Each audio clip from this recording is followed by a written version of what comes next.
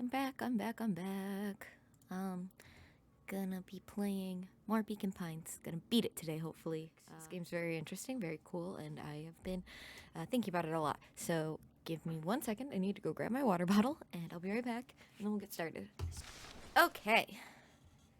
We are back. Continuing on. Chapter 5. Oh, cool. Just brings me right back where I was. Friendly Feud. Okay, so this is when the rain ended, and I stayed at Beck's because it was raining, and I got a charm there, so that's also good to know. And this is the timeline where Rollo was not taken, also, I believe. This is the timeline where Rollo's here. So. The air was heavy with the hard rain's residue, the smell of wet things. Despite his dreary surroundings, Luca felt at peace.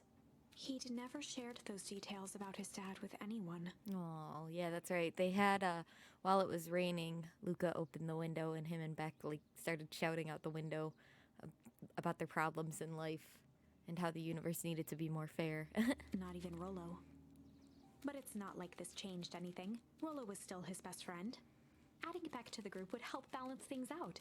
Everything's better in threes. This is what Luca told himself as he headed to the treehouse. Ooh. Rollo's not gonna catch up with Rollo at the treehouse. Okay.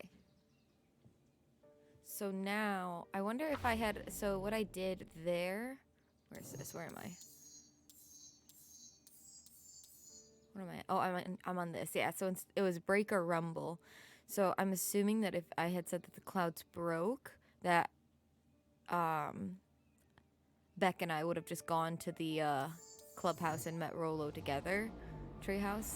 Now I'm going alone because it rained and now it's kind of late. Oh yeah, that's the way into the residence. Oh, hey Dawn. Oop. Hey Dawn, tracking down a lead? You bet. I heard a juicy new rumor. Turns out when Sharper Valentine died, he left behind a peculiar last will and testament. Peculiar how? He didn't just give his kids an inheritance. There were conditions. Like what? The document stipulated that Eris had to take on a child as her reward. Oh, is that where... what's his face? Sebastian or whatever came in? A kid our age who just showed up in town one night with a lawyer. Solomon, that's his name. Bingo! So Eris was forced to take care of him? Yep, or she would have lost everything. Why would Sharper care so much about some random kid?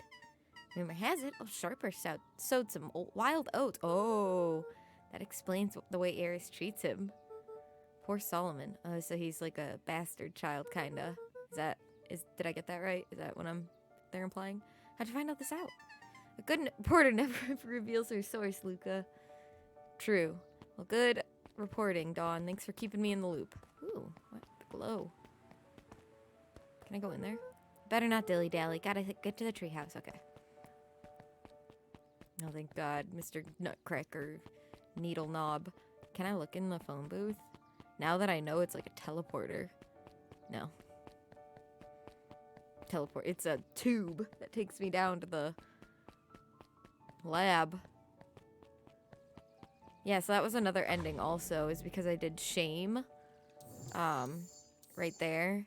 Again, this one makes me mad because when I saw the shame in Nutmeg, Rutabaga, whatever his name is, in that big guy's eyes, it let me, Luca was like, oh, I can trust him, he feels bad, and when I read that, I was like, oh, it's because he knows something and he feels bad, and then the how he sounds when he talks, it made me realize he was the yellow suit guy, and then he actually says shit before he sends you down, and that's what the yellow suit guy says to you.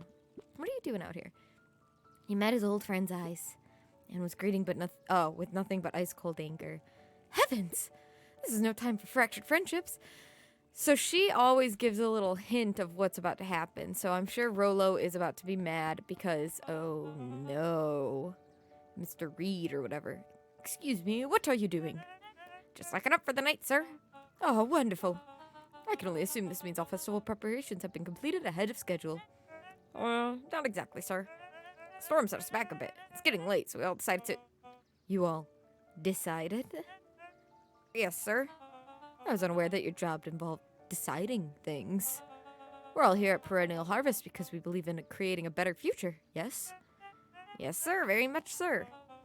Do you want to be the one to tell this town that we failed them? No. That we gave up because there was a little rainstorm and we all got sleepy? Of course not, sir. Good, then it's decided.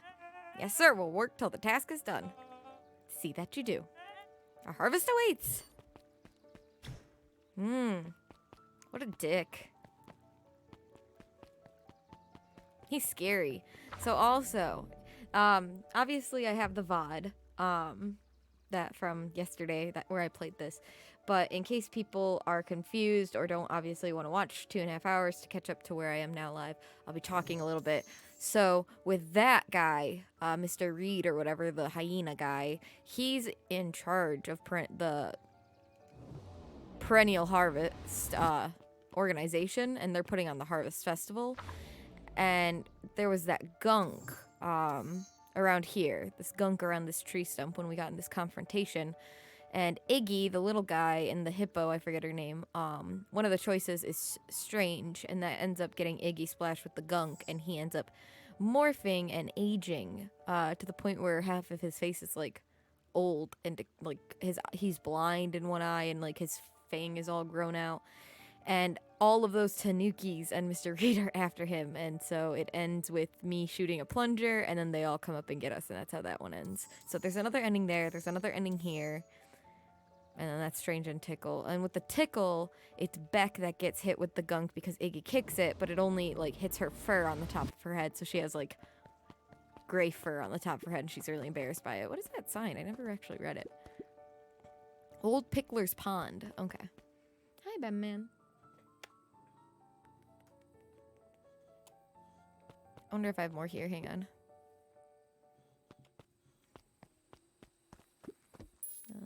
Pungent. Luca wrapped a twig of thyme around the hook. Some fish have refined taste. You can come on my lap. Come on. Good boy. Hi. Okay, he's on the lap. There you go. Hi.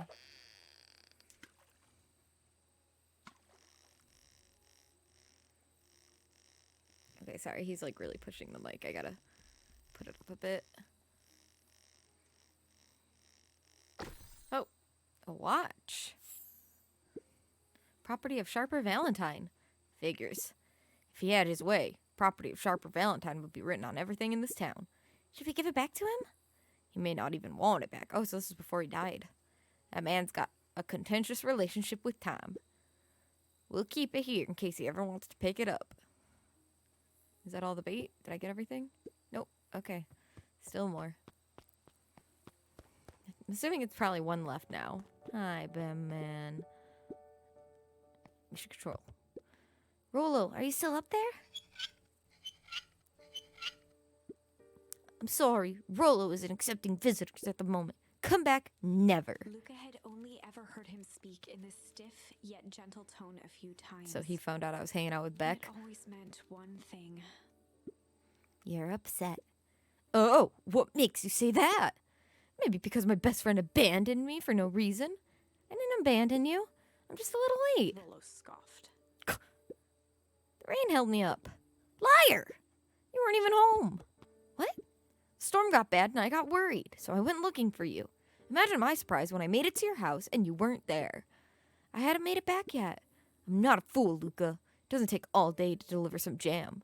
No, the storm rolled in out of nowhere and I got stuck after dinner at Beck's house. Luca stumbled on his words, knowing he'd said too much. Beck? Dinner? What the heck is a Beck?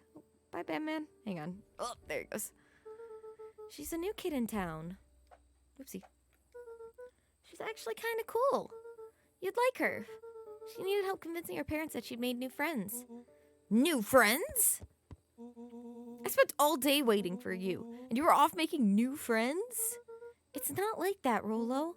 You know, while I was waiting, I made up some upgrades to Mission Control. It was gonna be a surprise, but you took so long, the storm knocked it all down.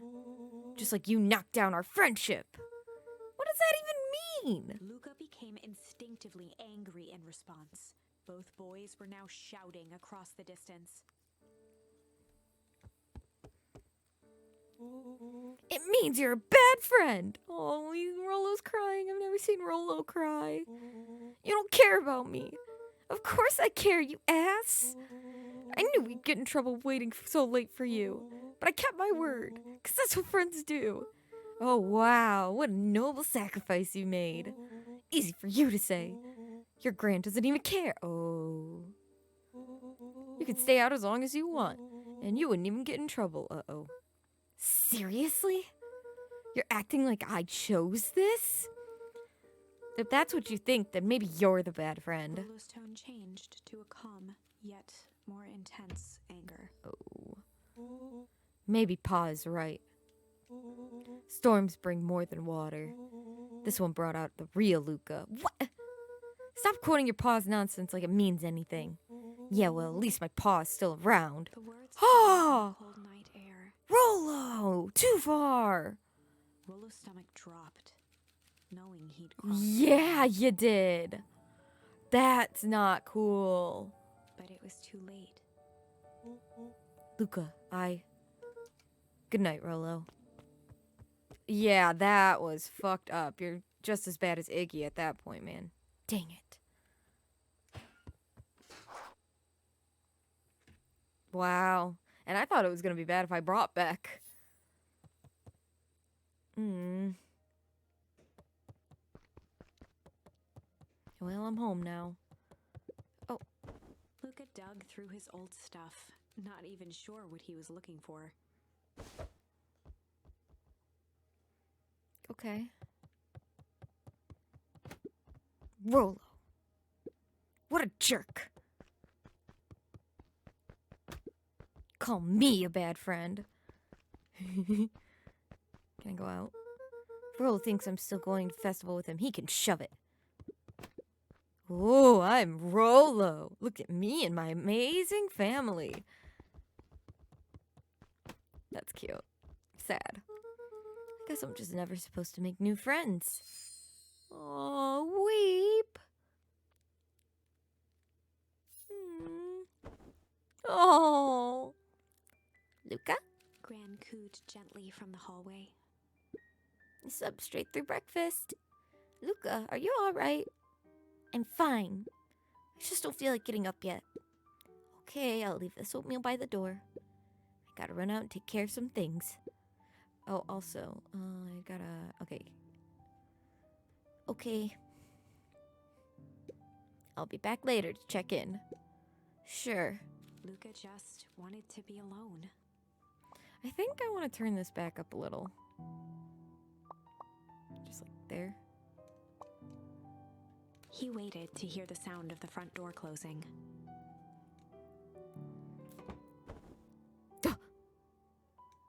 All right. I'm up.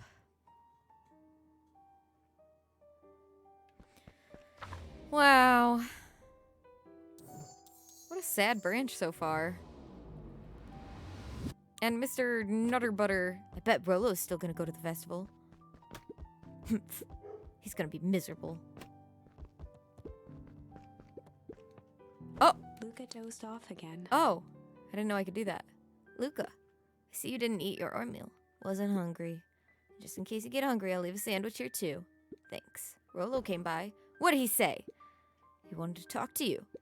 What did you say? I told him you weren't feeling well. Good. So your plan is just sit in your room all day. I wonder if I could have left. I didn't try. Pretty much. Well, I need to pop away again for a minute. If you decide to end your pity party and go outside, I think it'd do you some good. Noted. Lucas still couldn't bring himself to go out. Oh, okay, so maybe I Besides, just if he sit ran here. into Rollo, he'd have to actually confront the situation. I relate. Can I not leave then? Oh, yeah. Okay, so he'll just keep on saying that. Okay, so I really just couldn't leave. There's never anything interesting at the festival anyway. Wait, what's that? What's that? How do I get up to that? Oh, I can kick it. I see. There we go. The Adventures of Hank Atomic. The complete first volume. Luca carefully opened the cover and began to read. Rollo had received it for his birthday, a special hardcover edition with behind-the-scenes commentary and bonus art. Rollo cherished it, but asked that Luca keep it at his house. Luca wasn't sure if it was because Rollo didn't trust himself with it, didn't trust his sister around it, or just wanted an excuse to come hang out at Luca's more often. Oh. Whatever the reason, Luca didn't mind. But it had stayed right there where Rollo had stashed it ever since. Now, at the foot of his bed, Luca lost himself in the pages. He'd read it all before, but at this moment, it somehow felt sentimental. He was well into issue number 5 when he heard soft footsteps from the hallway. Luca, another little friend came to see you. A girl named Beck Modil. She said you met yesterday? What'd she say? Is she here? She was just dropping by. I told her you weren't taking visitors today. Oh. She seems nice. Yeah. You had a fight with Rollo, didn't you? Can I come in? Maybe later. All right, then. I'll leave dinner on the kitchen table, in case you want a bite before bedtime. Without realizing it, Luca had pouted away the entire afternoon. He once again felt the weight of it all and allowed his weary eyes to close. Back to bed! Luca stood in a vast black expanse. He looked up at his father standing beside him. Walt was working a straw at the bottom of a fountain not these glass, again. trying to collect the last bits of milkshake. Dad, where are we? Taking a final loud gurgling sip, his father peered up from the glass. He jangled the straw playfully with a warm smile, then lifted the empty glass as if to point into the darkness. The source. Luca's eyes followed his father's gesture. In an instant, he was sitting in front of a blazing campfire. What? Across from him sat a large figure in a yellow hazmat suit. Needleman. The figure's voice was a scratchy echo. Shit. Well, if it isn't the man of the hour, make yourself comfortable. Luca held his shivering hands over the flame to warm himself. It doesn't work that way here. Their yellow-gloved hand pointed to the base of the flame.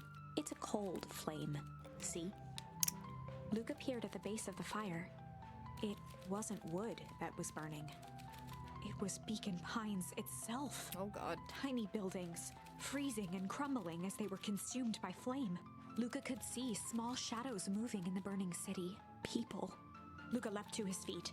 We've got to help them! The figure gave a dismissive wave of their hand. Why waste energy helping people who can't even help themselves? The figure bent down to examine the panicked crowd as they desperately tried to stop the flames. They only care about what's right in front of them. Not like us. Luca's voice was a trembling whisper. Us? The figure slowly stood up, grabbing its helmet with both hands. With a jolt and a twist, the suit emitted a gasp. A cloud of torpid mist escaped, slowly revealing the face within. Luca's own face looked back at him. Oh. Older, worn, distant. The sensation was oddly familiar, as if he'd caught his own reflection by surprise in the mirror. The doppelganger smiled. I tried to help once. He gestured towards his face. And all it got me was this. Luca staggered back. You aren't me. Luca felt a hand catch his shoulder. His father was there again, beside him. Every choice sets us on a path. Oh, God. This is the end of one of your paths, son. Oh, God. Luca watched his older self shake its head ruefully, its face twisting into a cruel grin. Welp, Dad, if you wanted him to see this, far be it from me to disappoint. Luca watched in shock as the figure took a confident step forward and plunged into the flames. In a flash of cold light, he was gone. What the fuck? What does all of this mean? Luca felt a reassuring squeeze on his shoulder. Just remember, why we choose matters just as much as what we choose. Oh, God. I'm feeling existential. Luca woke up to see a hazy figure at the foot of his bed, silhouetted in the morning sun. Blanket hoodie off. Hang on. Much better. Sorry about that. Mom? No, dear. It's only Gran. Luca rubbed his eyes. The kind, concerned face of his gran came into focus. How are you feeling? Fine. Anything you want to talk about? I don't feel like talking. That's just as well. How about you sit there and listen a bit? Whatever you and Rolo fought about doesn't matter. But Gran silenced Luca with a gentle pat on the leg. fights between friends happen. What was said, doesn't matter. The important thing is that it's not the last thing you ever say to each other. But he said stuff about Dad. Now, do you think he meant it? No. He was just mad. And did you mean any of the things you said to him? No. Good. One must appreciate their friends in their best moments and accept them in their worst. Aw, I got accept. Now get your little butt out of bed. The festival's today. You don't want to miss that, do you? I guess not. Seems like a good opportunity to make amends with Rolo, doesn't it? Luca gave a reluctant nod. So buy him a corn dog and apologize. But he's the one that... What did I just say? Buy him a corn dog? That's a good boy. Everything's better with corn dogs. I need to get going now. Come get some last-minute festival business. Got some last-minute festival business to take care of. I'll come find you at the fountain a little after lunch. All right. I love you, Luca. Love you too. Aw, he was crying again. Luca took a deep breath. Okay. Oh. Chapter 6. Oh, okay. On to chapter 6. Through thick and thin. Despite Luca's bitterness, Gran was right. He needed to hash things out with Rolo. A big fight changes the nature of a friendship. Whether, in the end, it is for the better or for the worse, all comes down to understanding. If one is not careful, the same familiarity that builds the strongest of bonds can become the wrecking ball that shatters them. Luca emerged from seclusion, taking in the crisp festival air. But the events of the day weren't on his mind. He had to find Rolo. Aww. I wonder if it shows me if I have any... Oh, I still don't have any. I wonder if it'll show them again or not. Because, like, I already had the break and the rumble. So I wonder if it'll show me or if I have to go there and then it'll load the charms up. I don't know. We'll keep playing this, though. Keep checking, I guess. Wonder if I can visit the dad's grave. No. Okay. Sneeze, Luca. It's cute. Come on. No, he won't sneeze. Doesn't do it anymore. It's cute, though. Chew. Oh. There you are. Luca. Rolo wanted me to tell you something. What is it? Roxy rolled her eyes, shaking her head. A space adventure, though you needn't buy it. If ye be brave, go somewhere quiet. Roxy, I don't... It's a riddle, Luca. My goofy little brother wants you to find him. Luca looked down and kicked at the dirt. Look, I know you two had a fight. The only thing more annoying than my little brother is my little brother without his best friend. So I'm doing him this one favor. Now I need one favor from you. Whatever it is that went down between you two, squash it. I love her. A space adventure, though you needn't buy it. If ye be brave, go somewhere quiet. Space adventure, though you needn't buy it. I'm just assuming the treehouse. Ah, look at all the people. How goes the beetle hunt? Pretty rotten. I haven't seen so much as an exuviae. And it's not just the beetles. There's more. This morning I couldn't find any critters at all. Critters. It's like, but everything that buzzes or critters just packed up and left. I'm sure they're out there somewhere. Maybe all the commotion of the festival just spooked them. Yeah, maybe that's it. I think something is killing all of the animals around here. Hey, asshole. Unique New York, unique New York. Huh? Oh, don't mind me. Just warming up for my big ceremony Mr. speech. pointed to his Kerr, grinning that's his mouth. name. Gotta limber up the old gab box. You nervous? Oh, heavens no. Well, break a leg. Give me the gift of a grip of a sock. What? Okay, good. I can't talk to him. Can I talk to this one? Ugh. Welcome to our festival. Don't forget to come back later for Mr. Kerr's speech and the Perennial Harvest Festival sign reveal. You don't want to miss it. I don't know who Perennial Harvest thinks they're impressing with this ridiculous festival. Totally.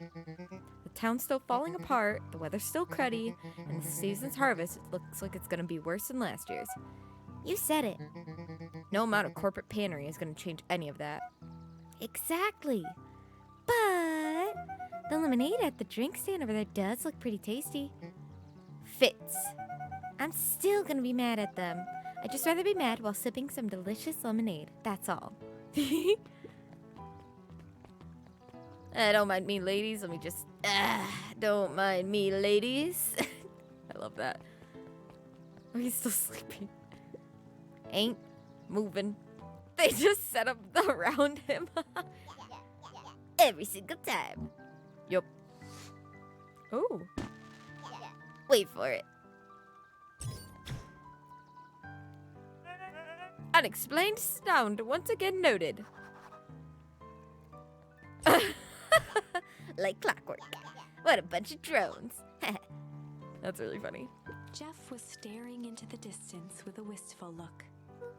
Hey, Jeff, everything all right? Yeah, everything's fine. I mean, used to be fine. Just ain't right these days, you know? I really do, actually. Jeff turned to Luca with a furrowed brow, then gave an understanding nod. You do, don't you? For a moment, the two now shared that same wistful gaze. Aww. Cute. Alright, I gotta go. 2.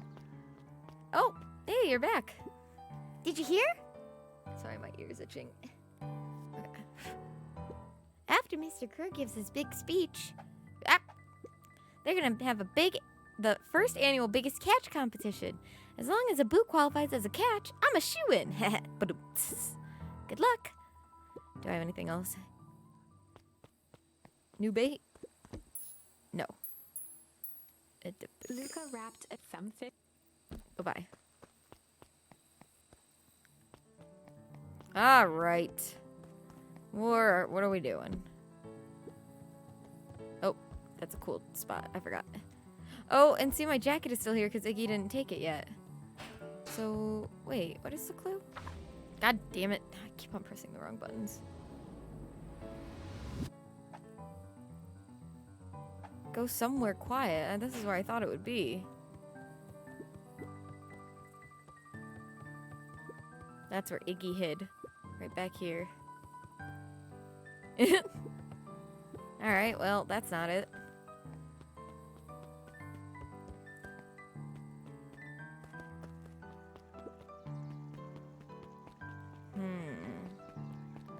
On the way.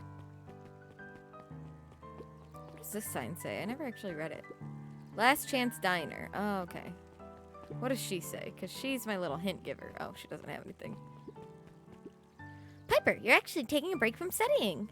I wanted to see what the festival fuss is all about. But I can't help but notice you still brought your backpack full of books. Luca, backpacks can carry a lot more than just books. True, true. So what you got in there? Books.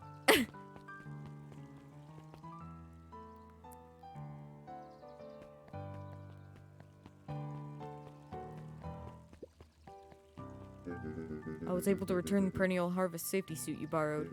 I don't think anyone noticed. Good. Now will you tell me what you needed it for? It was a favor for an enemy of my enemy. This isn't going to harm Mr. Kerr, is it? All you need to know is that it's for the good of the family. Huh. Interesting. Very interesting. Oh. The library. Somewhere quiet. Alright, what you got for me? Hey, Luca! Kato's eyes lit with excitement. I've been expecting you. Bravo on deciphering the first riddle. Alright. The first... Oh, you didn't think that was all, did you? Rolo does go all out, doesn't he? Kato straightened up and cleared his throat as if preparing to sing. On planet Farpool, you may take issue. When the fifth king dies, you'll need a tissue. Kato stared at Luca eagerly. Get it? Want me to tell you? No, it's okay. Let me figure it out. All right, when you find it, bring it here to be verified. And if you decide you want a hint, the offer still stands. You may take issue. When the fifth king dies, you'll need a tissue. Planet Farpool, what the fuck is that? Is it something with the books? Luca grabbed the 5 pillars of success. Oh. Luca grabbed the issue with. Luca grabbed 500. Luca grabbed. Can't grab anything on this. I'm going to assume it's a comic. Luca grabbed the adventures of. Luca grabbed the adventure. Maybe this one? You found it! Okay, He yep. removed his book from the desk and replaced it with Luca's, turning on the lamp. I assumed it As he was... slid the book under the purple light, 2 words glowed. The Adventures of Hank Atomic, Issue 5. Ahaha, issue. Luca clicked his tongue with recognition. Rollo cipher pen. I used to write secret messages everywhere with that. And only I had the special flashlight that needed to reveal it. But I lost it. Well, apparently he traded Jeff for this purple light bulb. Parted with his entire Halloween candy stash. Oh, Rollo. Now let's see here. Kato began flipping through the pages, stopping when he hit a glowing word. Get away with such a He grift. continued flipping. Only found in... Grub. Cart. Reaching the end of the book, Kato looked up. That's it. Grift in grub cart. Grifton. Griffin. Griffin's grub cart. He wants me to go to Griffin's snack stand. Jesus. Ah, brilliant. I guess you're off then. Good luck on the rest of the scavenger hunt. Thanks, Kato. All right, off. I'm off. Is that one gonna be down?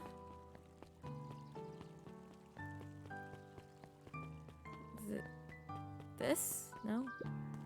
Are you Griffin? Ah, yeah, okay. Hey, Griffin. Did Rollo come? Before Luca could finish his sentence, Griffin handed him a corn dog. Oh, that's it? Bought and paid for. Enjoy. I thought there was supposed to be some riddle or something. Luca shrugged, taking a sizable bite out of the corn dog. Ugh. It's cold. Oh, yeah, it's been sitting here for a while. Rollo wanted me to be sure to give you that one specifically. Well, that's just... Luca tongued at his cheeks, feeling something rough between his teeth. He reached into his mouth and pulled out a slip of paper. Oh, my God. Oh, come on. He shook off the bits of corn dog to read the slip. A pickup when you need some pep. Near the fountain, up the step. Luca finished off the remainder of the corn dog. This is getting to be a whole thing. Pick up when you need some pep. Near the fountain, up the step. Coffee. Hi. Give me the next clue. There you are, Luca. There's no way I'm actually doing this. It's way below my pay grade. Oh, come on, you big stiff. Let the kids have some fun. Fine. But Rollo owes me one. Lumi waved his hands around sarcastically as he began. What takes flight but has no wings? Your final task a friendship brings. See, that wasn't so hard. Hard. Ugh, I feel cheapened somehow. I think it's sweet. What takes flight but has no wings? Your final task a friendship brings. Good luck, Luca. You don't... Oh!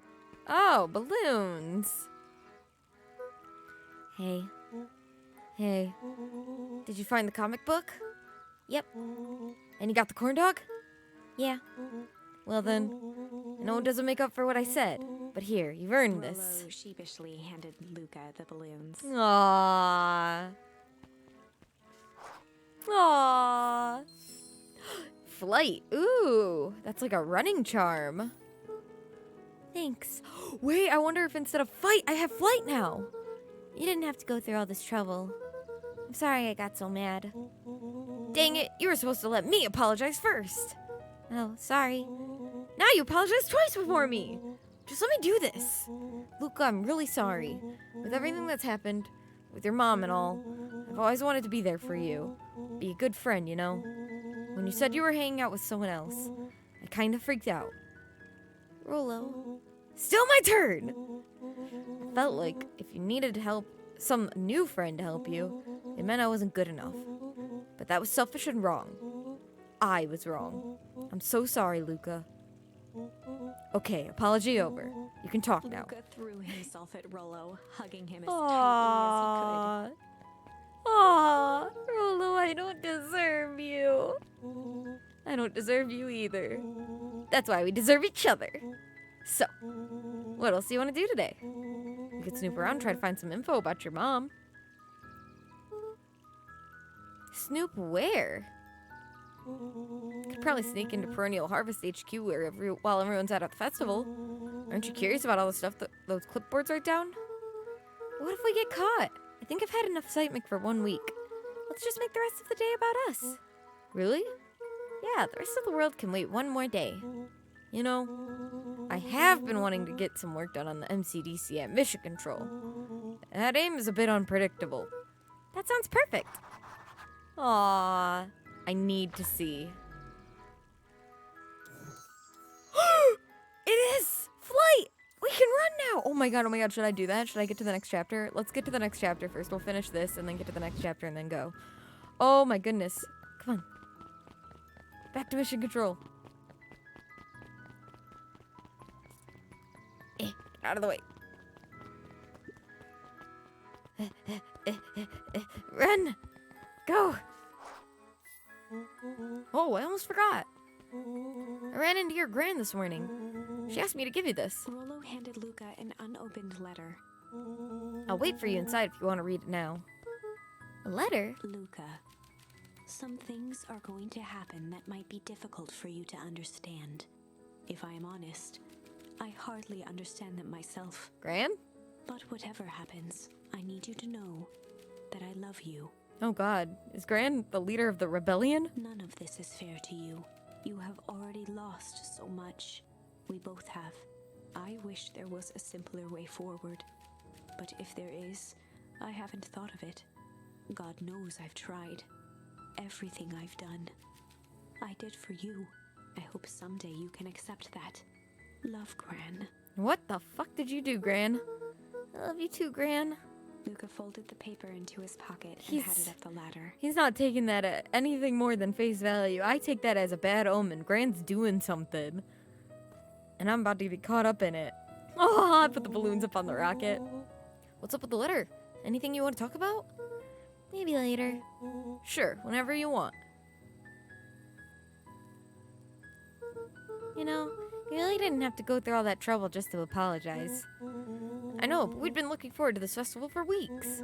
After I ruined everything with my big mouth, this was the best way to make sure you still had a good time without me. Hello. Luca was at a loss for words. Oh, what a good But friend. that was fine. Words aren't always necessary. The festival seemed nice. Was it nice? We can still go. Nah, this is fine. Well, there's always next year. Sadly, this was untrue. Uh-oh. A distant rumble shook the treehouse. Uh-oh. Uh-oh. Uh-oh. It's starting. The rebellion is beginning. We missed the fireworks. It was not fireworks. Oh, no. It was something the boys couldn't possibly comprehend. Something as old and cruel as time itself. War. Oh, no. Oh, no.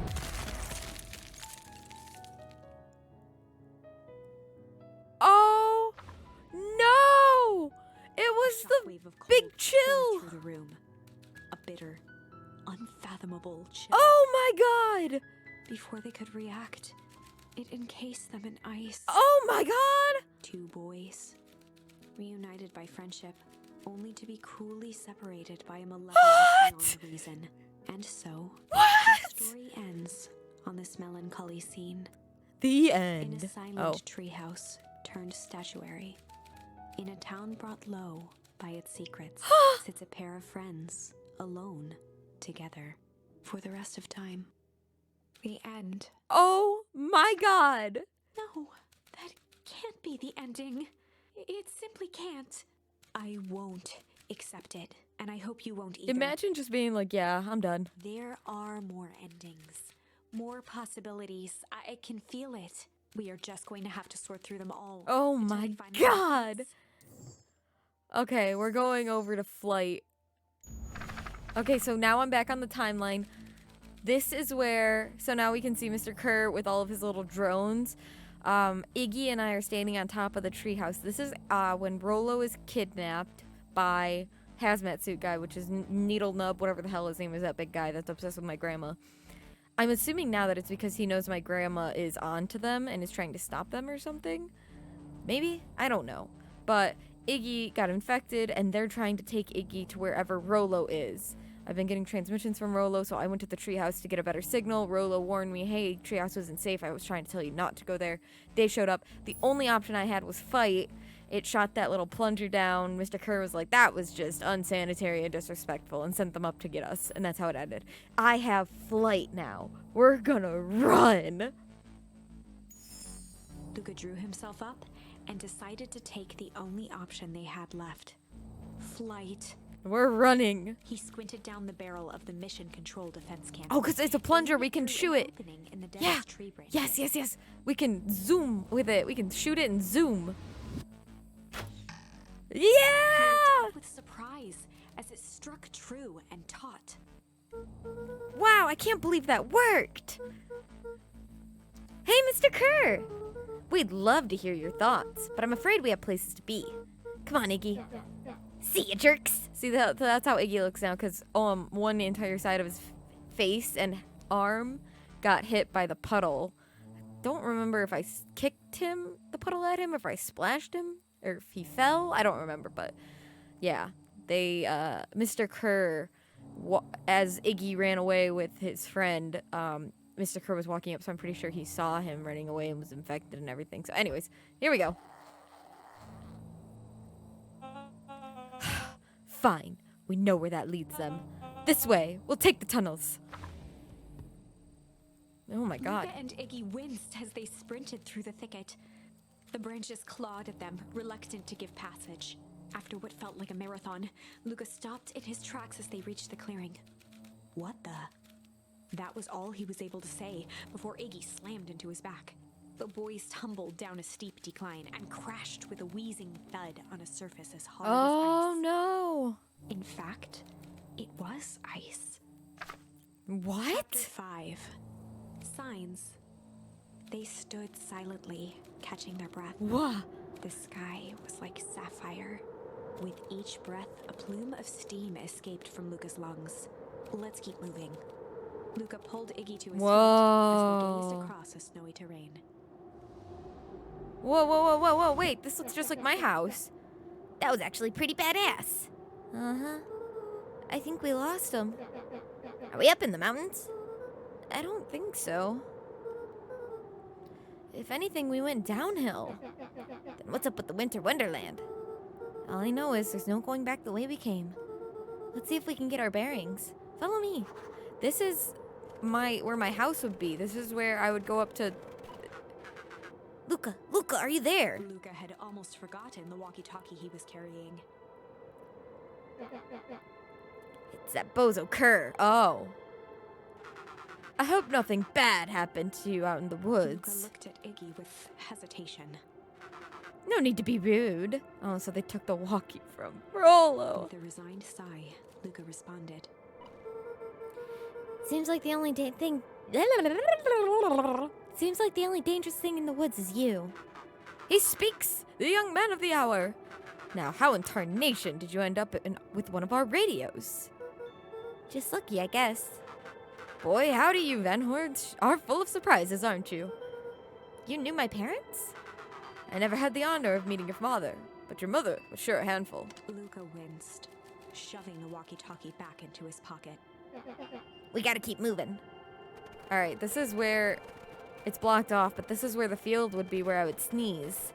This is where my house would be. Oh! Hazmats! And that's Beacon Pine sign! What? What's the readout? Sitting just above 258 Kelvin. That's down a bit from last time. Should we report this to Mr. Kerr? Still within safe ranges. Maybe spreading, but it's under control for now. Even a small nudge in the equilibrium could cause a cascade. Dude, relax. Just a few more sites to hit before we can punch out. Let's get this over with. What? What the fuck? What's all this? Hard to say with all this snow. I think it's a town sign. I can almost make out the letters under there. What town could this even be? There couldn't be another town this deep into Weep Wood. It's a clone of Beacon Pines or something.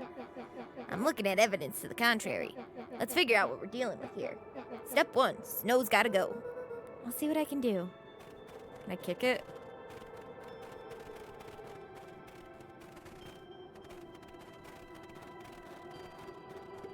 In situations such as these, I find it best to chuck stuff first and ask questions second. I don't know. What do you want me to throw? We gotta go back and find some. Okay, got it. Oh, where did you come A from? disc of smooth metal was lightly covered in snow. 2 faint seams were visible along the surface. Did I walk right past this? A manhole cover. If it is, I've never seen one like it.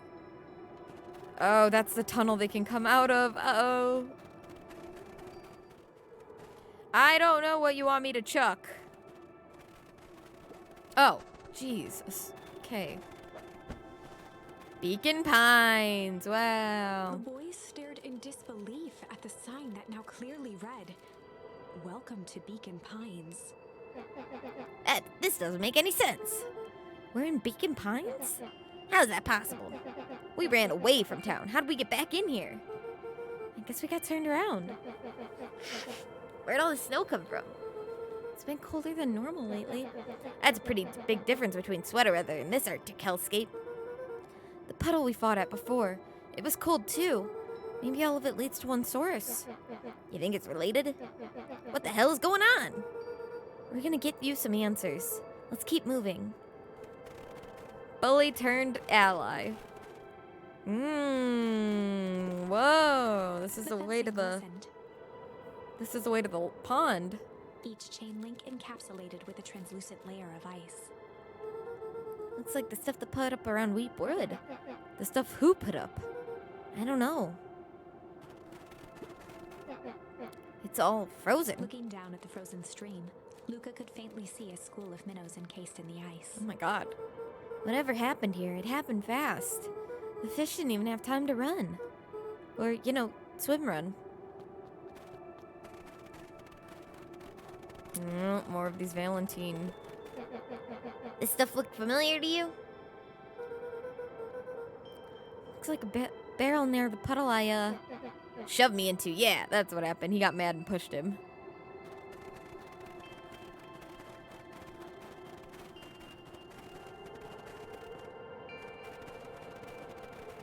Wow. The crunching of footsteps trailing Luca went hush. He looked back to see Iggy's face twisted with confusion. Everyone's gone. What? There's nothing here but more snow. There must be an explanation for all of this. We have to keep looking. You can look all you want. I quit. Iggy, we have to keep going. You don't get it, do you? This isn't one of your pathetic Hank Atomic stories. We aren't going to save the day. We aren't even going to save ourselves. My face is mangled, the town is destroyed, and everyone we've ever known is gone. We don't know that. You can't just quit. Do whatever you want. I'm done. Iggy, it's gonna be okay. Luca peered upward at the darkening sky. He let out a long, foggy breath. Faintly, Iggy began to cry. Aww. Seeing Iggy in such a pathetic state gave Luca a sense of compassion, and more than a little guilt. It is getting pretty late, I think. Probably not a great idea to stumble around in the dark anyway. Luca allowed himself to collapse next to Iggy. Let's just rest for a bit. The boys huddled together for warmth and comfort. If not for exhaustion, their minds would be racing, trying to make sense of the events of the day. As it was, all they had energy for was to sit in silence, numb. I mean, it was already dark when they left, and they were running for a while, so yeah. The way the snow covered everything over. It's kind of calming. Yeah. I haven't had time to say it, but thanks. Huh? For getting us away from those creeps. I sorta froze up back there. Iggy, I should be the one apologizing. This all happened because I lost my temper. Nah, that's bull hockey. First of all, you didn't know what that gunk would do. You didn't, right? Of course not. And second, stop with this baloney about losing your temper. But I did lose my Iggy temper. motioned sarcastically to his half-deformed face. Obviously. But that's exactly why you should have done what you should have done. Huh? I was being a horse's ass. You were supposed to be a horse's ass in response. That's how it works. Iggy, I'm having a hard time following. You wanted me to fight you? Of course! Geez, you goody-goody types take forever to understand this very basic point. Why don't you go around saying the cruel things trying to get into Iggy fights? shrugged. Something to do. You're an asshole because you're bored? Sometimes I just feel empty. You wouldn't understand. You and Rollo are always having a blast together. Laughing and calling that dinky little treehouse missing control. Iggy now wept openly. Oh. Perfect little Luca Van Horn. With his perfect little life. My life is not perfect. Everybody in town likes you. Not everybody. Hell, that new girl hasn't even unpacked yet, and even she already likes you. You have Tish. He wiped his nose with a sleeve. I love Tish. Tish is great. She ain't exactly the world's greatest conversationalist, you know? Luca gave a warm chuckle. I get that impression. Iggy cleared his throat as he wiped his eyes. Oh, must be raining out here. Oh, God, not the raining joke. Definitely. Iggy arched into a wide yawn. Aww. We should probably try to get some sleep. Yeah. Let's lay low for now. Tomorrow we'll get to the bottom of all of this. Luca's eyelids began to slowly drift shut. Luca? Yeah? I always did want to see the inside of your deaky little treehouse. What do you think? Not bad. I'll give you the full tour when we get back. You know what? That's all Luca could whisper before succumbing to sleep. Iggy snuggled in some more. When it comes to the worst days of my entire life, this one wasn't half bad. Aww. I feel The for house smelled Iggy of warm now. bread. Luca was playing with toy blocks on the living room rug. He looked up to see his parents on the couch. His mother held his father's head in her lap. She idly stroked his hair while humming a song. A voice behind Luca spoke. "This is how you remember them, huh?" Luca turned to see his own face. The doppelganger from his dreams, still clad in a yellow hazmat suit, still carrying a look of disdain behind empty eyes. That's so weird because now I had that dream in the last one where it was my doppelganger and that's where he was introduced, and now I'm seeing him again. And if, well, okay, yeah, I guess I had to get the flight. It's cool how they did this. I like this a lot. Aww, look at this perfectly cozy scene. You know, it wasn't really like this. Because that was a whole other timeline where I saw this doppelganger from my dreams or whatever. Like, it was when Rollo was around and everything. The figure picked up a toy block and inspected it. It's amazing the facades that one can build given the right materials. Not that I blame us. These are a child's memories. All you don't Oops, remember, oopsie. do you? Lucas snatched the block from the figure's yellow-gloved hand. Remember what? The doppelganger pointed to the couch. The last day we saw him alive. The day he chose to abandon us. Luca turned to look at his father, still lounging on the couch. That's not true. He didn't abandon us. The doppelganger waved his hand dismissively. Everything is true here. It's just a matter of what we choose to see. Well, let me show you. The world flickered and pulsed. Luca was sitting next to his bed, listening to his heartbeat with one of his dad's stethoscopes. The doppelganger limped into the room. No, we both know that's not how this went. He grabbed Luca's hand and guided the stethoscope to the floor. Luca heard muffled shouting, brought close by the stethoscope. It was his parents. fighting. Do you remember what we did next? Luca gave a slow nod and crept down the hall to peek through the banister. He could see the outline of his mother at the bottom of the stairs. Damn it, Walt. We can't afford to get involved in this. She was scared. His father stepped forward. What am I supposed to do? Just watch? There's a sickness in this town, and we both know who's behind it. I swore an oath to help people.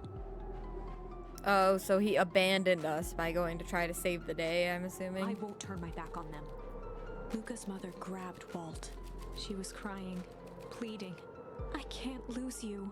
Walt calmly removed Eleanor's hand from his shoulder.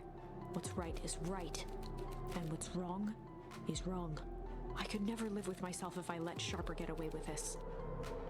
Eleanor raised her voice. Spare me your bullshit platitudes. What about our son? Luca flinched, dropping the stethoscope down the stairs. Walt turned with a panicked smile. Luca, is that you, buddy? With tears in his eyes, Luca descended the stairs. Mom? Dad? What's going on? Walt dropped to a knee to meet Luca eye to eye.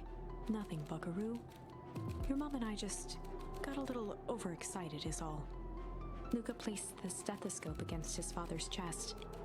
His heart was racing. It sounded like you were going somewhere.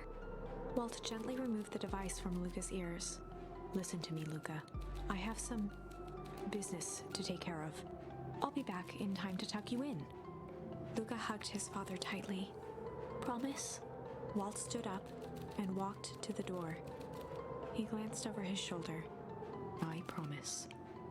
With a wink and a grin, he put on his hat and strode out into the evening sun. Oh, God. Oh!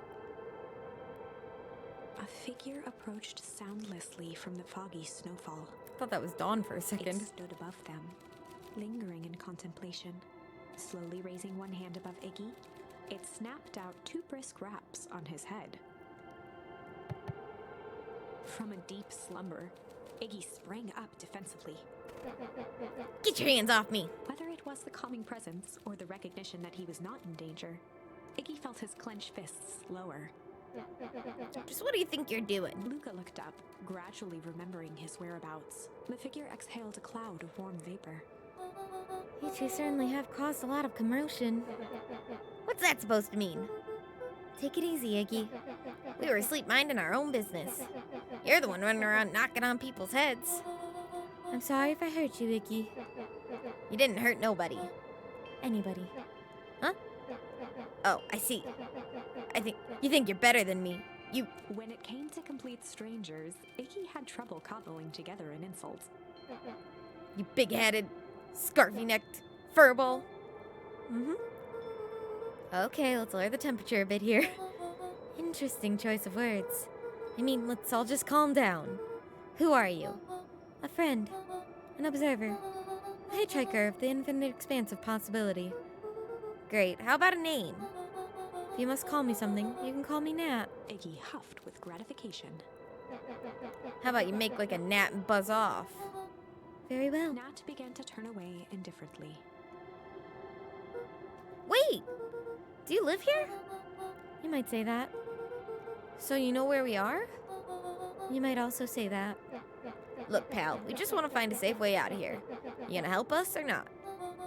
Before knowing how to leave, one must know where they are. Ah, right, that does it. Luca, I don't know about you, but I'm getting out of here, one way or another. Iggy turned sharply and began to stomp off. Enough with the riddles. Iggy, wait up. Realizing he'd worn their patience then, Nat relented.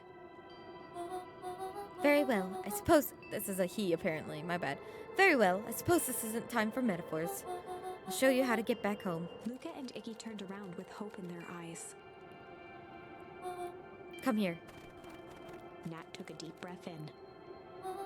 Close your eyes. Nat exhaled slowly, then snapped his fingers. Okay, open them. For a brief moment, Luca and Iggy let themselves believe that some great magic was about to unfold, until they opened their eyes and found themselves in the exact same place, cold and disheartened. This is your home. This is Beacon Pines. Look, Nat, we don't know how we got here.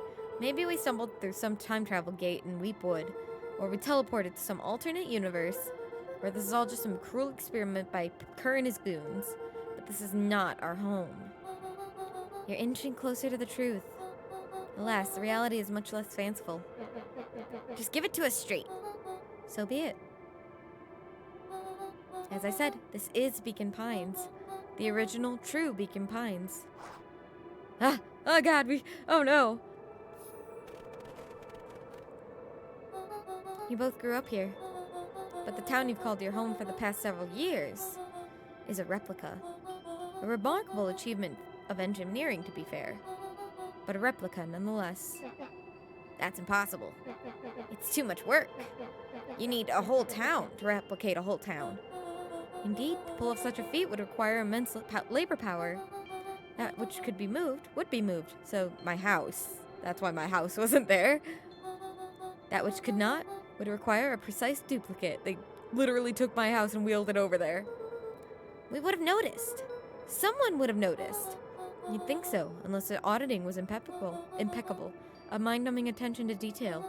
As for the innumerable trivialities which complete the tapestry, well, you can leave that to this miraculous thing we call a brain. It has a real aversion to discontinuity, a revulsion even. The brain has a wonderful way of smoothing out the rough edges, keeping us sane. Yeah, so even if you did start to notice, your brain would just try and rationalize it until you know. Like, why would you even suspect that? Luca and Iggy looked around uncomfortably. So you're saying that someone made an entire new town and moved all of us all, and no one noticed? Precisely. But why? Why is the one question that can never be answered with certainty. The best one can do is to undercover. Nat narrowed his eyes, furrowed his brow, and uttered, The source. Hey, that's what was in my dream, the fire. Why'd you say the source like that? Why, indeed. Luca began to laugh uncomfortably. It's all ridiculous. There's no way they He could. looked down at his feet. His eyes started back and forth in contemplation. With a sudden pain, a thought struck him. If this really is home, He sprinted off into the pale distance. As Iggy turned to follow, Nat called out. Iggy, it's not too late to turn back. Simply head west through Weepwood. Huh, what the fuck? Chapter 6. Oh my god, we're on chapter 6. Okay. The source. Nat expressed his sympathy with a shrug and sauntered off as unassumingly as he'd arrived. He'd given Luca and Iggy what they needed, and nothing more. As Luca sprinted across the snow, the events of the past few days became clearer, pieces to a larger puzzle. Rollo said he was underground somewhere, captured. Mr. Kerr tried to cover it up with lies. The Going to the clipboards manhole? were hell-bent on capturing Iggy. It all seemed to point to perennial harvest. But right now, there was one thing that Luca needed to know. Oh, is he going up to check the grave? Luca stopped dead in his That's tracks. what I tried to check. This is the first thing I tried to check. I recognize this place immediately, man. The tree was gone, uprooted and moved. Oh, wait, this leaving is a where raw it was. gash in the earth. He dropped to his knees and dug wildly at the cold snow. Wow, so they just took the whole ass tree. I thought this was where the dandelions were, and it was past that. His numb hands hit something hard. A headstone. Ah, it A was dry here. whisper escaped Luca's lips. You're here. All this time I thought I was visiting you. But you've been here, alone in the snow. Dad, I'm so sorry. They ruined your favorite spot in the world. Our favorite spot in the world. Dad, what do I do?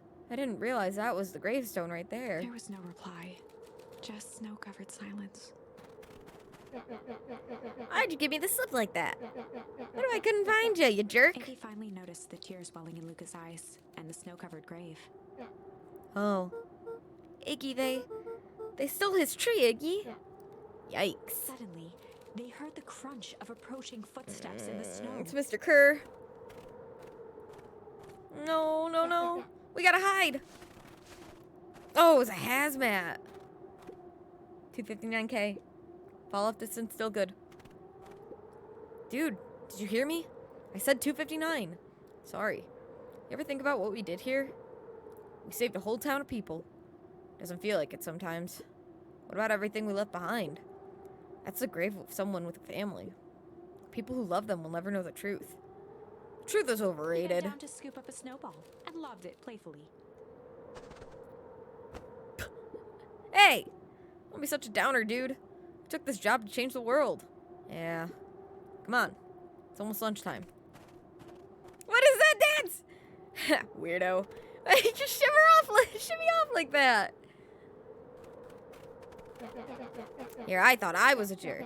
These dinguses out here are literally dancing on graves. Yeah, literally. Luca stuttered through heaving sobs. I thought I was visiting him. I thought he was with me. Not gonna lie, that's a bad break. Here's some He advice. gave Luca a solid smack on the back of his head.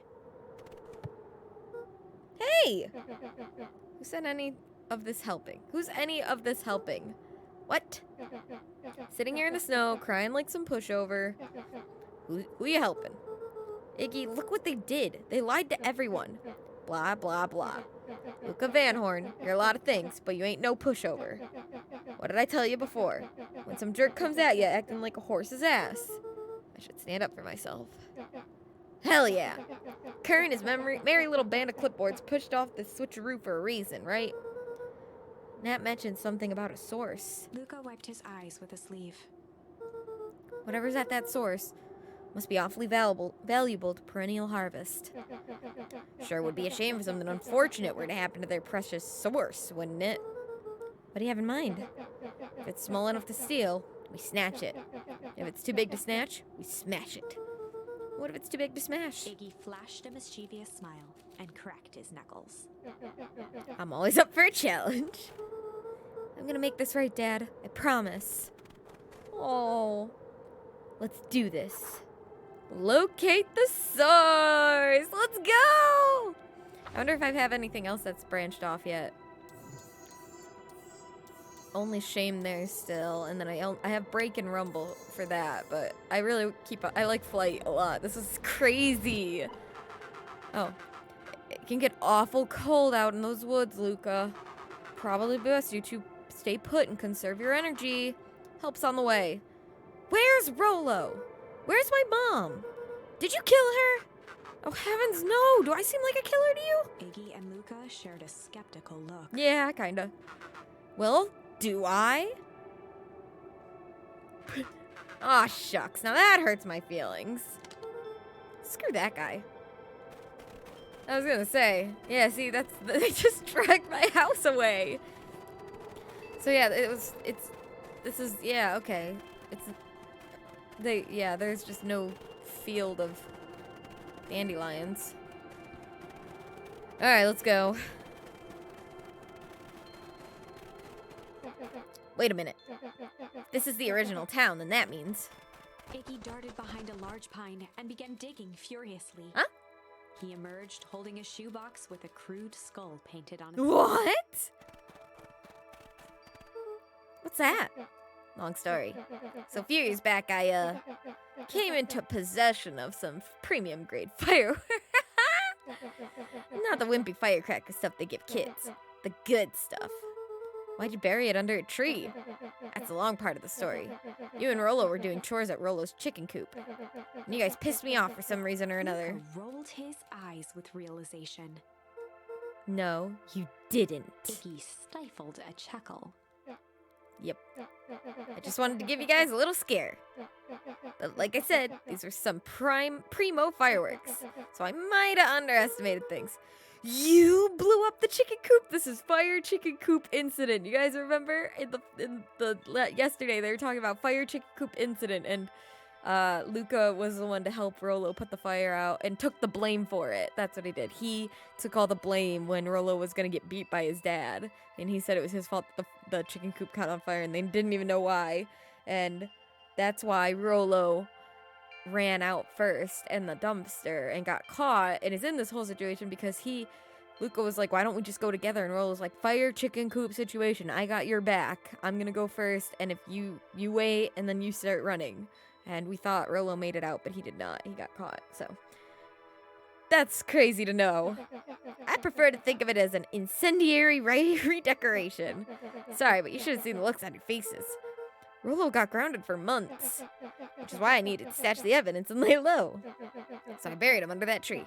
But when I came back for him later, they were gone.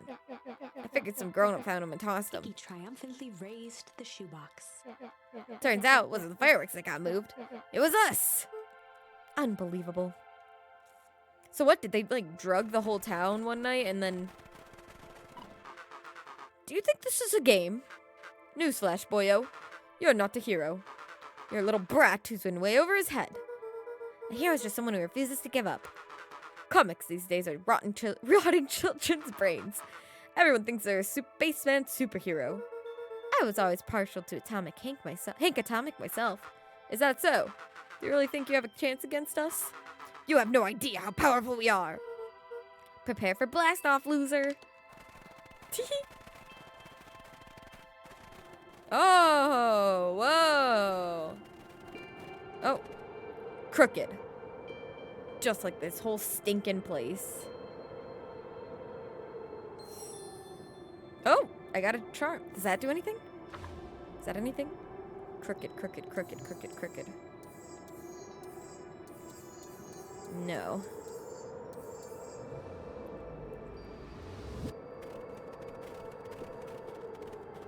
Alright, what are you? Luca and Iggy inched up to the edge of the hole with bewilderment in their eyes. Arctic air breathed out of the cavern in heaving gusts. Echo! Echo! Echo! Echo! Whoa. I can see why they wanted us to move out of town now. Why'd they dig a giant hole? I think this is it. This is the source. Oh, shit. This is the source? It's a dang hole. How do we smash a hole? Oh, no. Oh, no. Oh, it's much more than that, my annoying little friend. Kerr! Where's Rolo? I wasn't lying before. He's safe. Well, safer than you two, at least. Is he gonna push us in? Drats, it's cold. You just had to drag me all the way out here, didn't you? Mr. Kerr gazed down the abyss in contemplation. It really is something, isn't it? What did you do to our town? What is all of this? Well, that's a doozy of a question. This is the source, where they collect the unrefined, Kerr scratched the back of his head. Honestly, boys, I don't understand any of this well enough to explain it. Fact of the matter is, I'm not paid to know. Oh my god, I hate him. What do you mean you don't know? Ain't you in charge? Oh heavens no, my role is merely to flash a winning smile and manage various... complications. Complications like us? You are a smart boy. His face contorted into a saccharine grin. It really is nothing personal. Some people are destined to strive for greatness, and others are simply obstacles along the way. Seems like you were destined to be a creepy lackey. The point is that we all play our part in life. Mine just happened to be a lead in a role of a lifetime. And you happen to be extras ready for your curtain call. We aren't giving up without a fight. Your smile's not gonna be so winning after we're done with you. Now, boys, there's no need for melodrama. It makes even a professional such as myself embarrassed for you. Let's change the mood a bit. Kerr snapped his fingers. Oh no, here comes the clipboards, right? Scene change! Oh, hazmats and clipboards, oh god! There, that's better. Deal with them. Iggy turned to Luca with a sly glance. Why are you smirking? We're gonna blow you up! Because I have a box full of fireworks and you don't. Iggy waved the box into the air, threatening to drop it down the hole. Stop! Let's not do something regrettable. Joke's on you, regret is one of my specialties. Out of curiosity, what would happen if I threw these in your precious hole? Nothing. Nothing at all. You're a terrible liar. I'll have you know, I'm an exceptional liar. Bup. That's far enough. Iggy plucked a single bottle rocket from the box and held it up with reverence. Stop, you fool! Call off your goons. After a long pause, Mr. Kerr flung up his hand with frustration. Very well. You can all head back for the night. It's been a long day. I'll handle these two from here. Look at that. They didn't. Mr. Kerr sighed into the frigid air. Look, the clipboards don't even turn around. They just walk backwards. It's just us now. It's just us now, Iggy. You can put that down. What? Like this? With a nonchalant flick, Whoop. Iggy Yep, tossed I was the gonna say just firework float. into the hole. I knew it. Whee! Uh-oh. And then looks up. Ooh. Oh god, Mr. Kerr's face. Whoa. With a growl, Kerr leapt at Iggy, Oh. crashing through Luca. Oh, whoa, whoa, whoa. Iggy tried to twist away, but in the struggle, they both tumbled over the side. Oh god. Luca dove forward, Oh no. grasping Iggy's hand just before it slipped. Ah. His grip was made precarious by the cold, wet snow. He could see Kerr No, further down, no, clinging to Iggy's coat. You reckless child, what have you done? Luca, listen to me. Hold on tight and use the walkie-talkie to call them back. How, what channel do I use? It doesn't make a damn difference, they're always listening. If you do that, the clipboards will just haul us up and snag us both. The only way to get out of this is if Kerr's out of the picture. Just let go and save yourself. No, Iggy, no! If he lets go, we both die. I don't want to die, but seeing the look on your face almost makes it worth it. Oh my god, Iggy, you're a badass. Mr. Kerr, you've had a long life. Why don't you actually do something selfless and just let go? Mr. Kerr gasped with insult. Long life? I'll have you know I can still play 25. You should have heard me sing the part of Phyllis Young. With a wild look in his eye, Mr. Kerr began to hum a proud melody. Dum dum. Property. Dum dum. Wow, can you believe this guy? Luca's hand began to cramp. His voice began to crack. Kerr, just let go. No can do. If you want to save your friend, you'll have to save me too. Luca, look at me. It's okay. Oh, I don't wanna. Luca felt Iggy loosen his grasp. No. You aren't going to kill your friend like that, are you? Every muscle in Luca's body burned. I'm not his friend. Yes, you are. No, I'm just a no-good bully. Like you, Kerr. Iggy, no. Luca felt his hand slipping. No. I told you what you need to do with bullies. I can't. It's your only way out of this mess. 2 birds with 1 stone. It makes sense for us to fall together. Wackadoos travel in packs. Calm settled over Iggy's face. Luca, let me do this. Iggy's voice was colder than the bitter air No! from the chasm. Let me do one right thing for once. The right thing for once. No! Luca had no choice but... Oh! What? Oh no! What do I... No! What do I... Oh god. Luca had no choice. I'm but to refusing. I refuse can't. I Iggy's wouldn't. request. He tightened his grip and reached for the walkie-talkie in his pocket. A wild delight crept onto Oh, Mr. Kerr's face. I shouldn't have done That's it. a good lad. Now, radio for help. Iggy begged Luca with his eyes. Oh, one last time. no, I guess I But shouldn't have Luca done it. pressed the button and we need help. Mr. Kerr is in danger. It wasn't long before they were once again surrounded by clipboards. No. Mr. Kerr sighed with relieved frustration. There you are. You really are a worthless lot. Oops. Mirror. Now, a clipboard dutifully produced an ornate ivory hand mirror, and Mr. Kerr began preening his tousled hair. Oh my god. Ah, that's better. Mr. Van Horn, I applaud your sharp thinking under duress. I'll put in a good word for you with the founder. Take them away. A swarm of hands. Oh, overpowered no. Luca. The last thing he saw before a cloth Oh my god. rolled over his head was the defeated look on Iggy's face. The end. Okay, I gotta let him go. I think this was one of those times where doing the right thing was the wrong thing. Yeah, thanks. We're gonna go back and we'll do accept. We'll see what happens. Luca had no choice but to accept Iggy's request. Oh god, this is gonna be sad. With a quiet blink, Luca watched a teardrop sail down into the howling void. As his fingers slowly gave up, he met eyes with Iggy. No! Good. No! Iggy! The two silhouettes were swallowed by darkness. Oh god! Oh!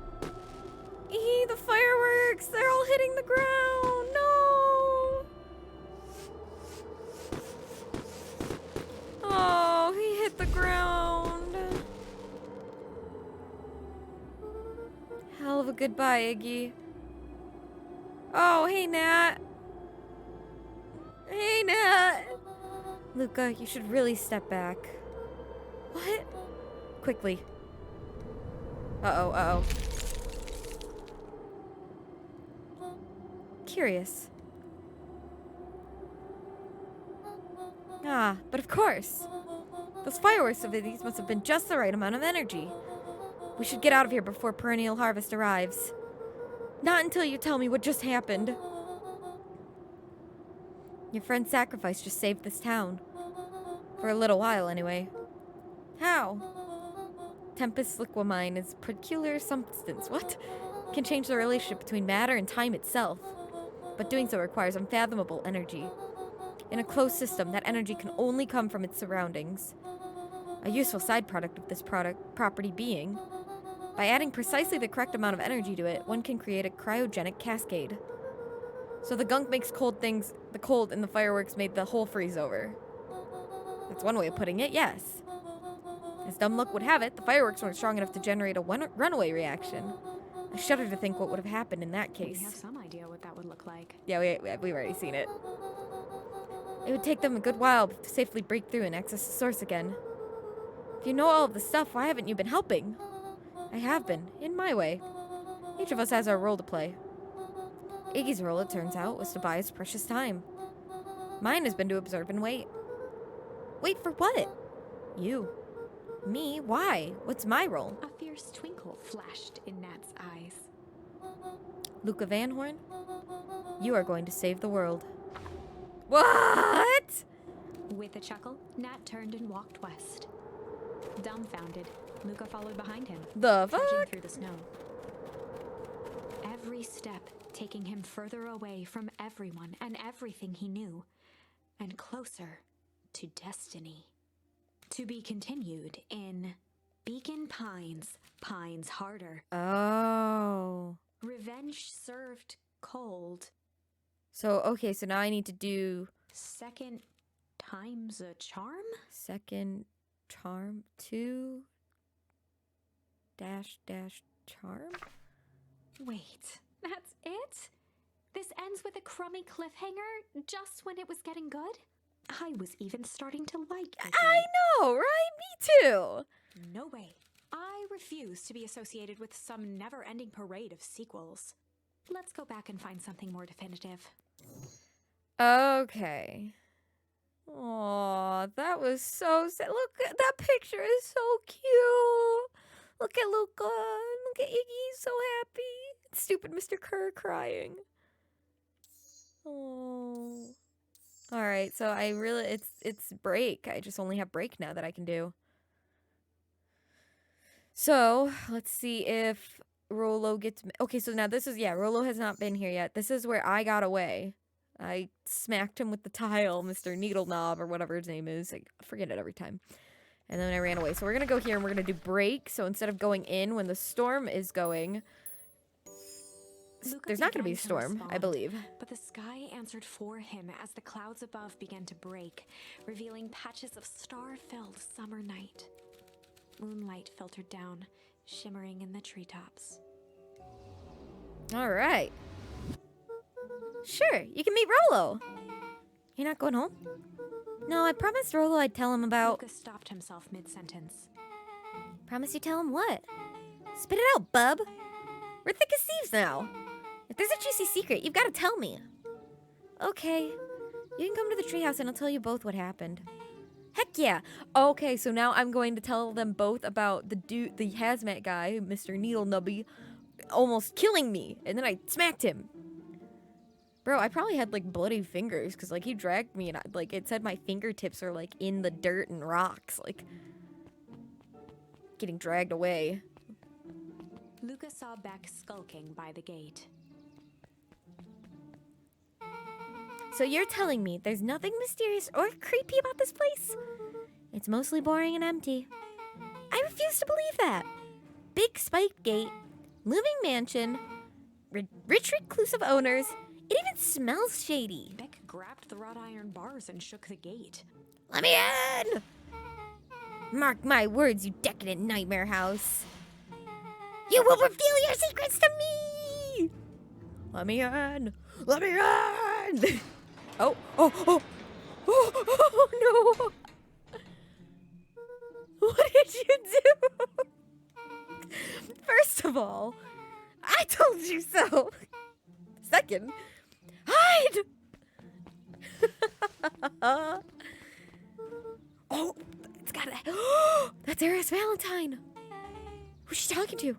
Shh. I expect you to return that suit in working order. Of course.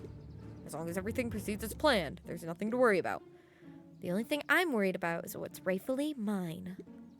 If that means making some unsavory alliances, so be it. I couldn't agree more. There comes a time to suspend hostilities. I'll deal with our common threat.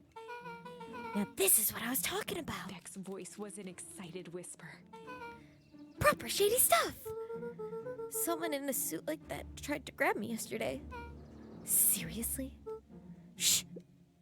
You understand that when this all inevitably fails, I will deny everything.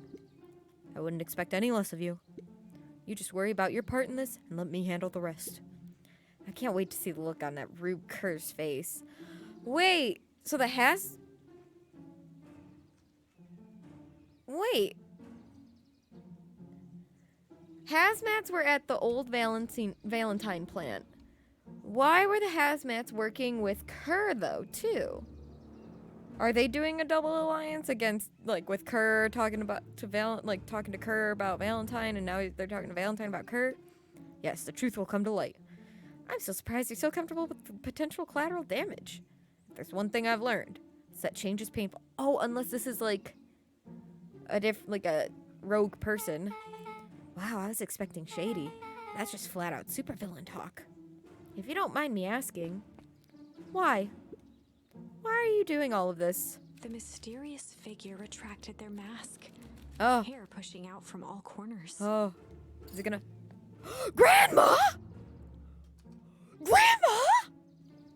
Family. A chill ran down Luca's spine. Grandma tried to put a hit out on me? His vision blurred.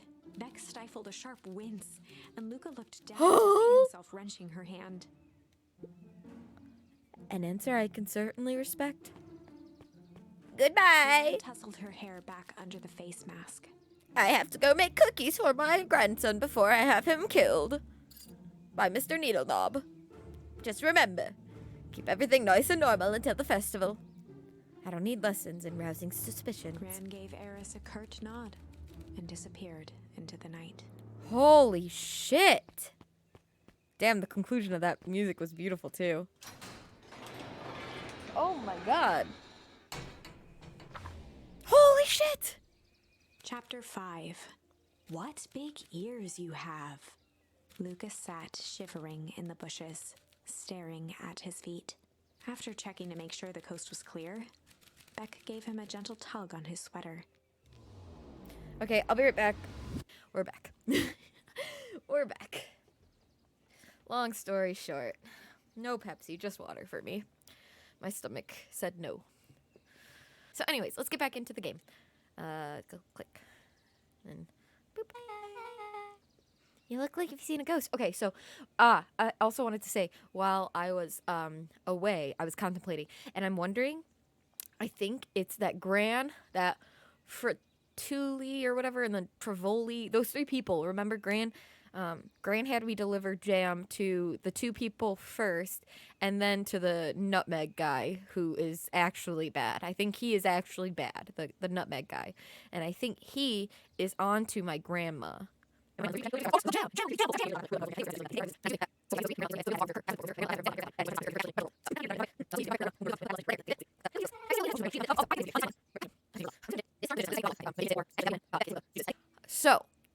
the difference here. With Rumble, I was late to meeting Rolo. Rolo and I got in a fight. Beck ended up visiting the house and meeting my grandma for the first time. Beck does not know that that was my grandma in the break timeline. She knows that she was my grandma in the Rumble timeline. That is so confusing and so cool. Okay, sorry. So that's why she doesn't know that's my grandma right now. Why are we so scared of the old lady in the hazmat suit? That was my gran. That was your gran? Yeah. Okay, well, I'm sure there's a perfectly reasonable explanation for all of this. Let's just get to the treehouse and figure out things there. Lead the way. All right, let's go. Holy shit, I can't believe you actually fucking summoned them like that back. That was crazy. Yeah. So we're gonna go to the treehouse. Oh no, there he is, Mr. Nutmeg.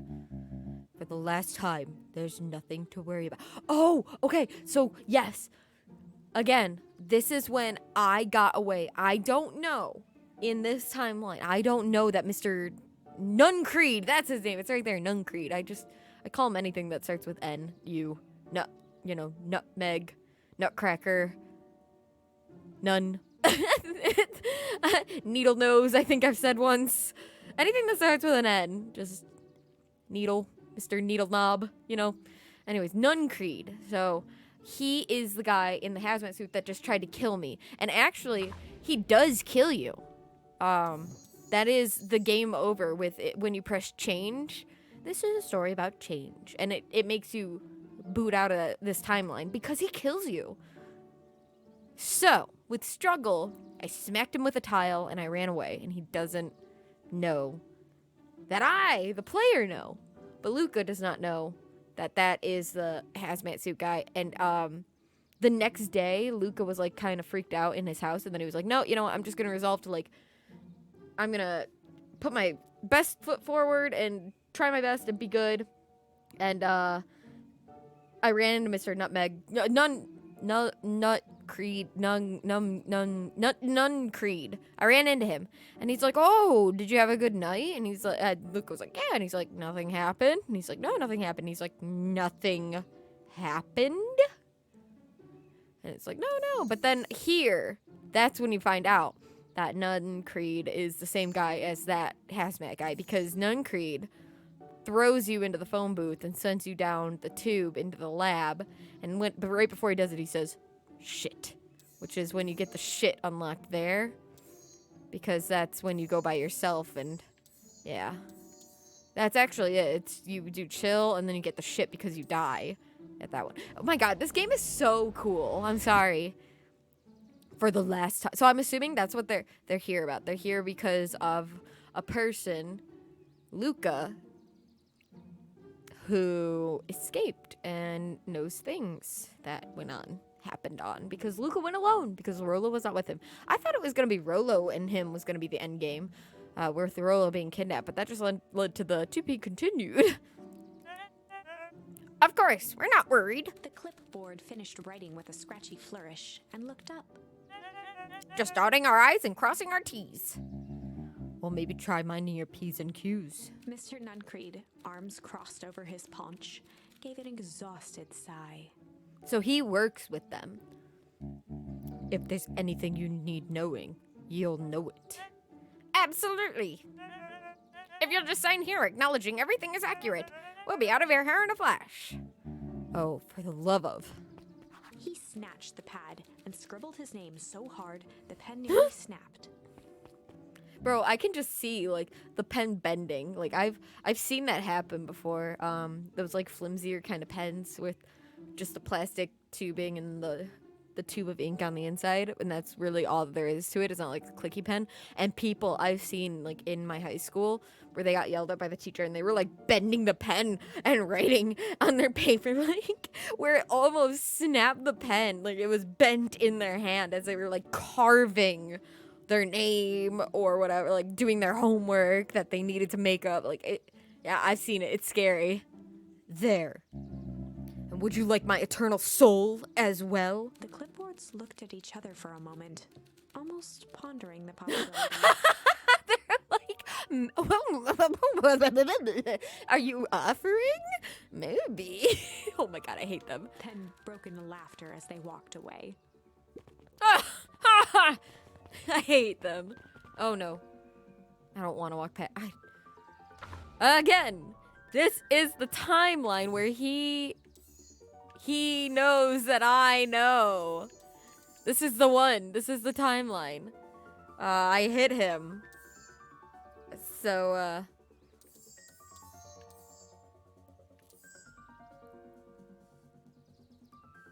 it's just so crazy to me how that worked. Okay, so he knows, but I have Beck, so he can't just throw me on the telephone pole like that other one. So I'm sure if this was the case right now and I did not have Beck with me and that storm had started and I tried to run home and they were there, he would have just thrown me into the telephone phone booth and been like, yeah, see, problem taken care of, problem solved.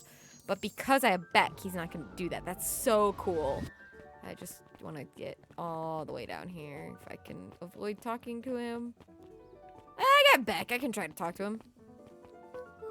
Hi, Mr. Nuncreed. Luca, let me give you some advice. The next time someone you don't know asks to hear your thoughts, give him a good hard bop right in the kisser. He's talking about the clipboards. Oh, Gran tells me to just keep away from the clipboards. Exactly. That's good. That's good. Your Gran is a smart lady, Luca. Speaking of which, you better run along home now. Too dark out here to be wandering on your own. Why is he acting? Is it because I have Beck with me? Why is he acting like that?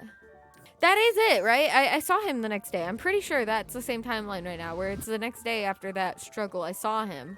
So I wonder if he doesn't like that he works for Mr. Kerr. Maybe he's like being forced into it. All right, alligator lady, what do you have to say? Yes!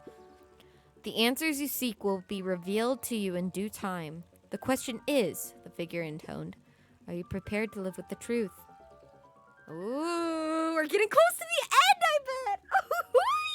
I'm excited. Oh, my nose is so itchy. Another day, another dollar. See you tomorrow, Z. Have you noticed how the Perennial Harvest folks Order the same drink? Oh, is it clipboards? Decaf cappuccino with extra foam? Why? I don't know. Just thought it's a little odd. Pretty weird for sure. Well, customer's always right. See you bright and early tomorrow. Can't wait. I like that there's one chair up at the roof up there, you see. All right, let's go. Oh, no. Why is Mr. Kerr there?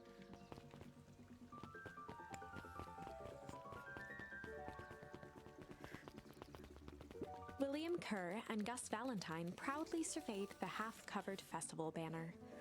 Who is Gus? Wait, I thought that was the newspaper guy. Who's Gus? Is Gus like the heiress's younger brother or something? I thought Gus was the newspaper guy. It's all coming together quite nicely. Couldn't have done it without you. The mayor gave a half. Oh, he's the mayor. Mayor Valentine, heiress Valentine. Okay, mayor. I'm not so sure about that. Oh, oh, that's right. The newspaper guy has a big cigar coming out of his mouth. He's like a hyena. No, that's a hyena next to Valentine. I don't remember what maybe he is like a fat hyena. I don't know. Nonsense. That reminds me. I wasn't able to thank your sister for her contributions. Yes, she has been indisposed as of late. Okay, so they are siblings. She doesn't like me much, does she? No, she's trying to take you down, actually, as we speak. Oh, no, that's not it at all. She's just been busy. Of course. Regardless, I would be forever grateful if you could pass on my thanks on her. The History Museum adds a real air of import to the whole affair. And we couldn't very well celebrate the story of Beacon Pines without including Valentine's. Rhyme. My father was a great man. You're darn tootin' he was. Kerr locked his arm on Gus's shoulder. But I mean the entire Valentine family. Present company included. Can I ask you something, Mr. Kerr? Call me William. Ask away. William, why are you doing all this? Gosh, I've never felt one need a compelling reason to throw a party. Not just the festival. All of this. There's got to be 100 down on their luck towns out there. Why is Perennial Harvest so invested in helping Beacon Pines? You know what I love the most about agriculture business? Seeds. Seeds? Yep, little bundles of potential. With a glimmer in his eye, Kerr gestured grandly toward the horizon. You treat a seed right, nurture it, feed it, and it can grow into something truly special. You see potential here? Undoubtedly! Seed of greatness is already under our feet. That has such a double entendre because they have the underground facility right now under the entirety of Beacon Pines. This is not real Beacon Pines. Also, I need everyone to remember, this is not the real Beacon Pines. We found out here, this is not the real Beacon Pines. We got moved, we got transported in our sleep into a complete exact replica of Beacon Pines. And there's an underground tunnel that Rollo told us about. So that's really double entendre with him saying that we have the seeds of Beacon Pine under our feet. He has the whole underground facility under there to try and do whatever he wants to Beacon Pines, which I still don't know what it is. I don't get what the involvement of the source is. Am I supposed to like get that by now? Because I'm not. The right leadership, of course. Oh. Good night, Mayor Valentine. Oh, they just said all that right in front of me and didn't even care. I hate you, Mr. Kerr. Go into your stupid perennial harvest. Anything? No? Okay. Jesus. Oh! Oh, this is nice. Yeah, the trails is just a little farther on from here. So what's your buddy Rollo like? Rollo, he's... Rollo. Not particularly helpful. Sorry, I've just never thought about it. Lots of energy. He's funny even when he's not trying to be. Things have been tough for his family since the foul harvest. It's about damn time you tell me what this foul harvest thing is. It's kind of a long story. Hit me with the highlights. Okay. There used to be a fertilizer company here called the Valentines. They were kind of a big deal. Oh, big deal fertilizer! It was a big deal to us. Their stuff really worked. Farmers loved it. So Valentine's grew and grew. Beacon Pines pretty much grew around it. Everyone in town either worked for Sharper Valentine or used its fertilizer. Things were good. I'm sensing a big but. Around 6 years ago, Sharper Valentine suddenly died. And something changed. Changed how? Could have been a bad batch. Maybe it was in the water, or the air, or the soil. Nobody knows. But all the crops died. And everyone blamed the Valentines. The foul harvest. Yeah. Valentine's fertilizer went out of business. Wow! That's fast! Half the town lost their jobs. Sheesh. The next year the crops came back, but something was different. Plant a crop, do everything right, and just sort of crapshoot what happens. And no one knows why? Nope. I take it Rollo's farm got the short end of the stick? Yep, for some reason their farm was hit harder than others. Oh my god. That sucks. Things have gotten better since Perennial Harvest came to town. The Beacon Pines Reborn initiative? Yep. First thing they did was give the town a deep scrub. They even put us up in a hotel. Oh! That's how they moved them. That's it right there. They even put us up in hotels over town for 1 week while they decontaminated the groundwater. We'd better get going. Oh, there's no thing here for me to... Oh, wait. Right here. What do I have now? Oh, I got crooked. Luca tied a bent nail onto the line. If all you have is a hammer... Is this going to be the final one?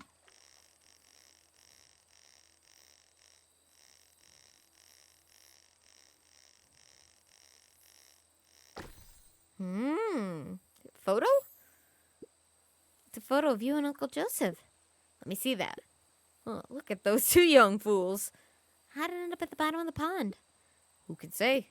Some things are just hard to explain. I miss Uncle Joseph. How come he doesn't come fishing with us anymore? He's busy with his new jobs at the Valentines. What's a new job got to do with him fishing with us? It's complicated. Like I said, some things are hard to explain. That's everything. Well, that's quite a haul. Feel like a good time to pack up. Aw, just a little bit longer. If things lasted forever, they might not feel as special, huh? I guess.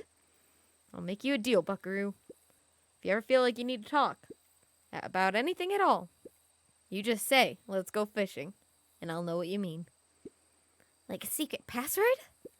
Yep, top secret. Neat. Oh, what a perfect day. Yeah. And that's it. We got everything. I got an achievement. I didn't even see what the achievement said, but I got one. Ah, here it is. All right, we're going to meet Rolo. Eee! It's about time.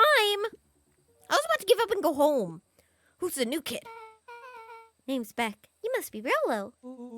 I see my reputation precedes me. Welcome to Mission Control. Rolo waggled his head with pride. Oh, okay, so they actually do get along. You'll find we've spared no expense in construction. I've seen worse looking piles of junk. Thanks! Hey, Luca, you know the security concerns we talked about?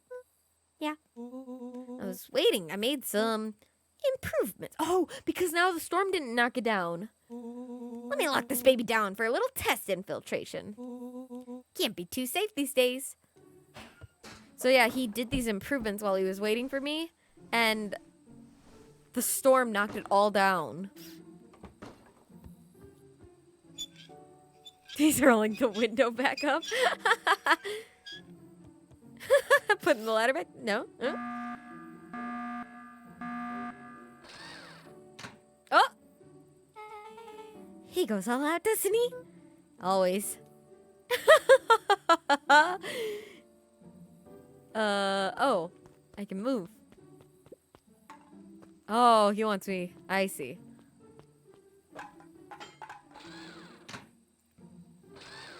Oh my god.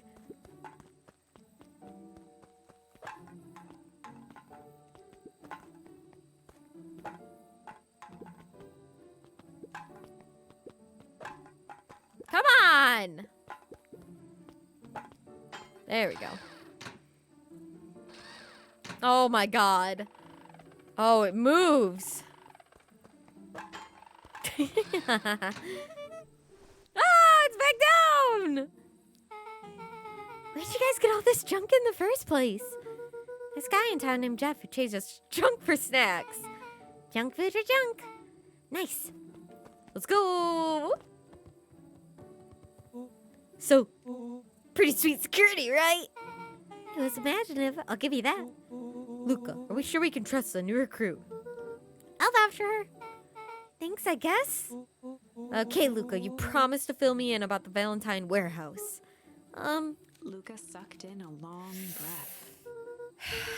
So like I said, there was someone there.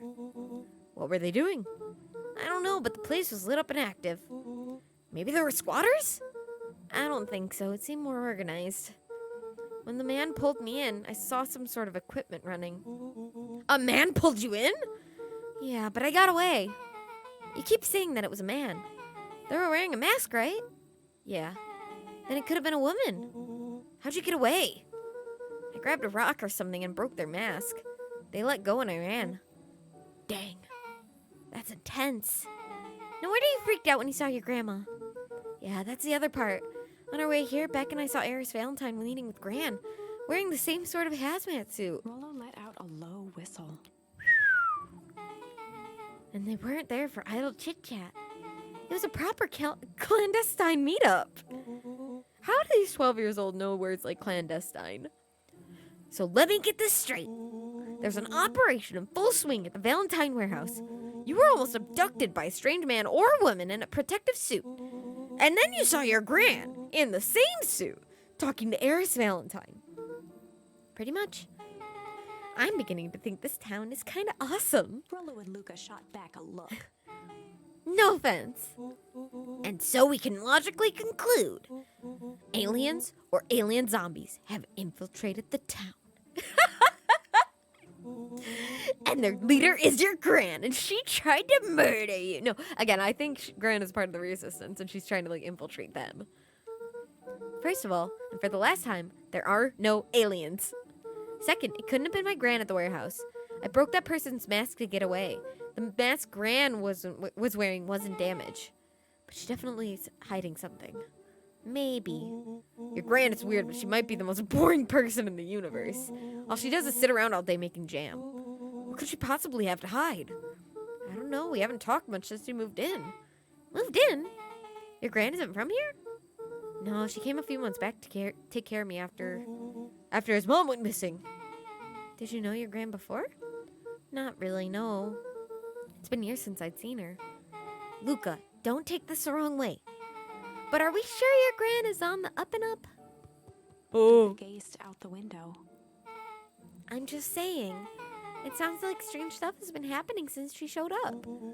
We could say the same thing about your family. But you're right. Luca, your Gran is hiding something. And Pa always says, folks only bury stuff worth digging up. We need to investigate your house. If my Gran is really hiding something, don't you think I would have noticed by now? That's kind of the whole point of hiding something. Exactly. I guess you're right. Yeah, she's got a point. Gran's been leaving the house for hours at a time this week. Yeah, when Rolo and I got in a fight on the other timeline with the Rumble, she was like, I'll be back in a few hours. And then she'd be like, okay, you have lunch. I'll be back in a few hours. All right, there's some dinner. I'll be back in a few hours. Like, yeah. I'll call you two tomorrow when the coast is clear, and we can start getting to the bottom of this. I'm always game for a good snoop. You can count me in. Yay, I love that they actually get along super well. Chapter 6. Oh. Secret Lair. Summer forged ahead, but the nights only seemed to grow colder. Luca walked home slowly under the pale starlight, cautious to avoid any more surprises lurking in the shadows. Does this mean secret layer, like layer as in how it's spelled, or layer? Is it a secret meaning of layer as in like there's a secret layer in my house? Wait! Am I about to find the manhole? Oh my god, I'm gonna check for that manhole. Immediately. Reaching home, he slipped quietly into bed, half dreading what they might discover the next day. Yeah, that makes sense. Aw, look at them. Oh, they're already here. What time is it? Oh, I put my sweater on. Oh god, I'm coming. I'm coming. Gotta be Rolo and Beck, I bet. Yep. Yes, a detective hat on. Rolo, what on earth is that? That ridiculous thing on your head. Oh, this? It helps me think. You're gonna need a lot more of those. Joke all you want. We'll see who's laughing when I crack this case wide open. Also, I kind of... What do we think? Should I keep myself here? Or maybe I should do like a little... At least put myself down a bit so I can see his faces. Yeah, we'll do that. Keep myself down a bit. The coast is clear? Yep, whatever she's been up to this week, it's been keeping her busy most of the day. Very well. The game is afoot. Luca and Beck rolled their eyes as Rolo strutted across the room. If I were a Gran, where would I hide my deepest, darkest secrets? Perhaps where you might least expect it. Rolo flung open the cabinet with confidence. Aha! He coughed as a veil of dust hit his face. I think it's safe to assume Anything that dusty isn't what we're looking for. Or maybe it's what she wants you to think. Then again, any good detective knows knows not to trust their first hunch. First hunches are for suckers.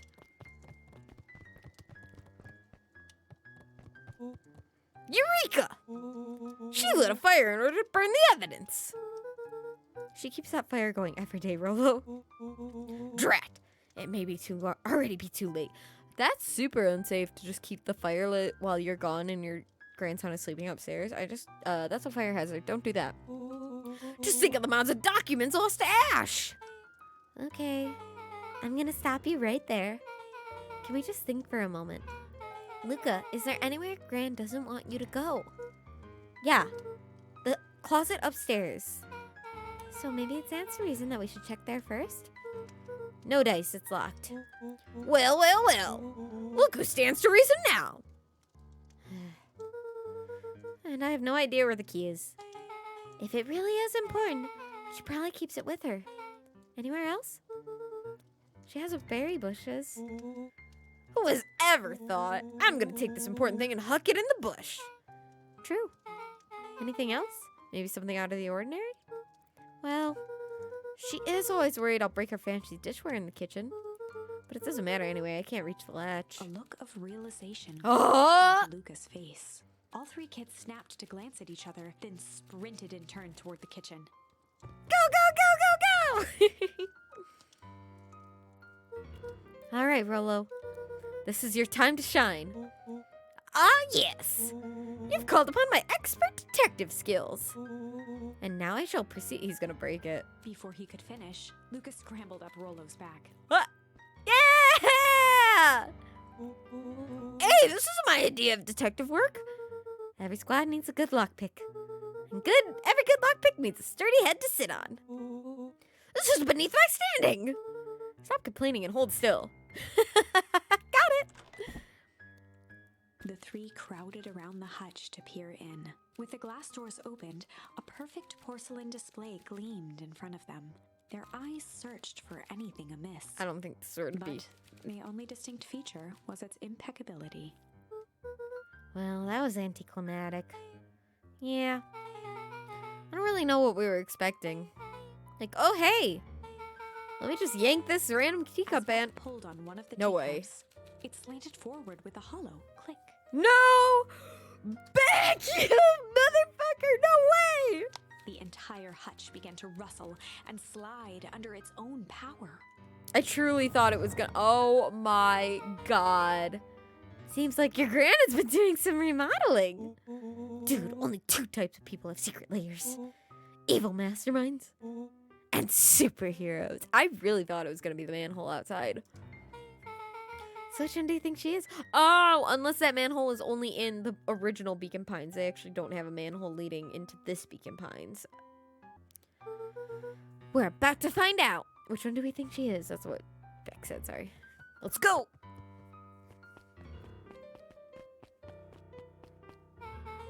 Okay, so more of an unhinged conspiracist vibe. Oh, wow. Yeah, this cannot be good. We need to look around before jumping to conclusions.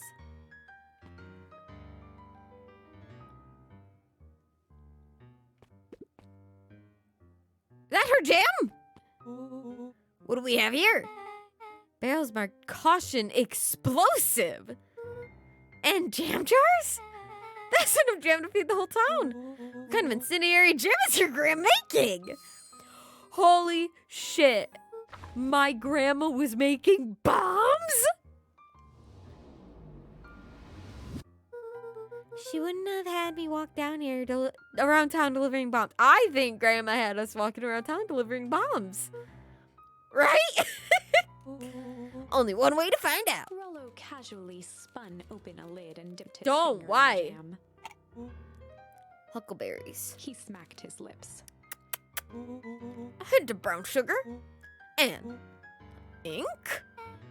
What? Rollo plunged his hand in the jar, fishing out a soggy slip of paper. Oh my sneaky bitch. Aha! Rollo offered the slimy note to Luca and licked his fingers clean. It's addressed to Miss Fratelli. Yes, exactly. The Tovelli and Fratelli, the whatever the travel man and Fratelli. I think they are the 3 resistance. A Grand Jam Graham? It says, last night I used the disguise Eris provided to scout the location. The timing window should be possible. Operation Sparkplug is a go. And that's what we heard with Dawn. We heard them talking about Operation Spark. What timeline was that in? That was in Rumble, I think. That was in Rumble. I was going to go meet up with Rolo, and Gran, Fratelli, and that Tovelli guy were all hanging out, and they said Operation Sparkplug was a go. Aw, man. Are they doing a heist? Whatever it is, it can't be good. So more a bombshell than a bomb, am I right? You're new here, so I'll let it slide. But I'm the bad joke guy around here. So it had 2 exclamation. Okay, sorry. I was looking at my phone for something. Luca jostled each cabinet drawer in turn. Only one was unlocked. He fingered through the filing cabinet, pausing at a bulging folder labeled Walter. For a long moment, he just stared at it. Walter was his dad, Walt, right? What do you got there? It's my dad. Yeah. Looks like some of his old medical files. Your dad was a doctor? Luca nodded and caressed the label with his thumb. Well, are you gonna read it? I... Here, let me help. Rollo swiped the folder from the floor and began leafing through the pages. He whistled to himself, barely looking at the text. How about you actually read some of it? One sec. Dense documents such as these are a lot like a cheeseburger. It's best to skip straight to the middle. That's where all the meaty bits live. Wow, I had no idea we were in the presence of a preeminent scholar in dense documents. And cheeseburgers. By all means, He proceed. stopped at a page and mimed, holding up a monocle. Ah, here we are. Follow-up examination of Terrence Wilby. Patient shows further signs of paleness and malaise. Malaise? I don't know what that is. Body temperature continues to drop. He now describes soreness of muscles and joints. This is similar to the symptoms exhibited by Miss Wilby just a few days past. Still waiting on lab results from Joseph. Rollo looked up with heightened surprise. See? Creepy. Yeah, that's kind of disturbing. Who's Joseph? That's Mr. Nuncreed's. What? Wait, Rollo's finger traced across the page. there's more scribbled in the margins. Could it be contagious? Mr. Wilby claims the tap water at his home has been contaminated. Perhaps environmental? Lab results only raise more questions. It's like he came back to this report later and made notes. So it might be related to something else. Rollo scanned through several more pages. Here, the writing looks shaky. I just couldn't help her. This disease, or whatever it is, progresses so fast. It's the slime. It got mixed in, I bet.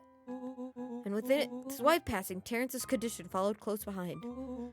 Exacerbated by the loss. Enough is enough. I need to take matters into my own hands. That's when he left. Luca, staring blankly at the cabinet this whole time, spoke softly.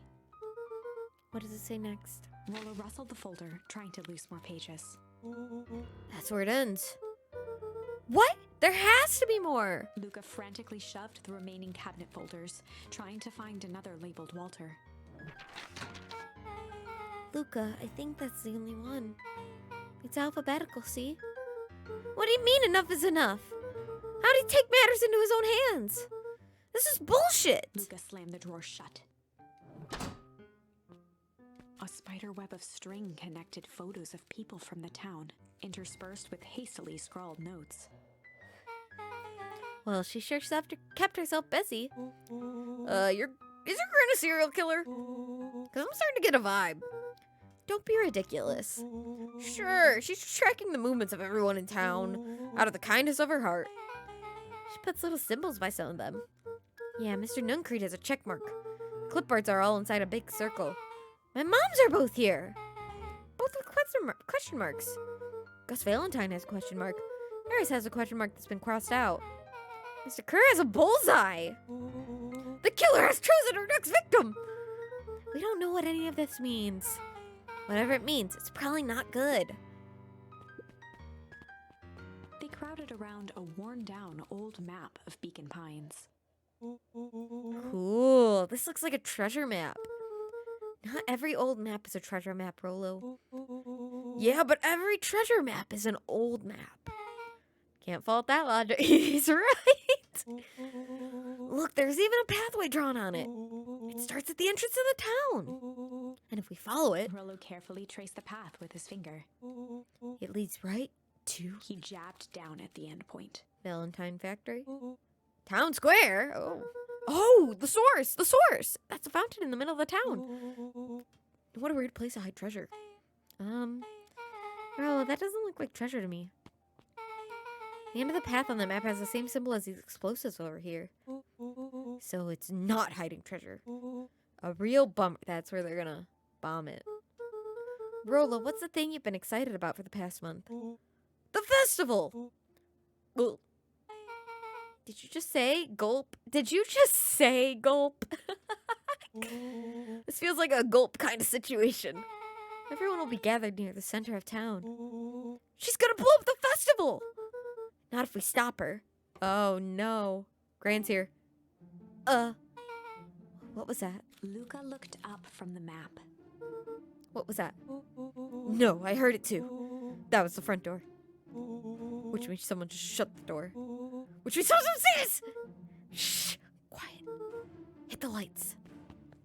Beck flicked off the light, and they became statues in the dark. Overhead, creaking floorboards bent under slow, deliberate steps. Oh god, Gran! Gran, please! The kids looked up, the tilt of their necks following each footfall.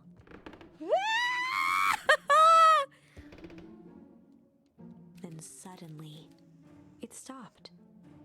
Without realizing, they'd been holding their breath. All three exhaled shakily and glanced at each other.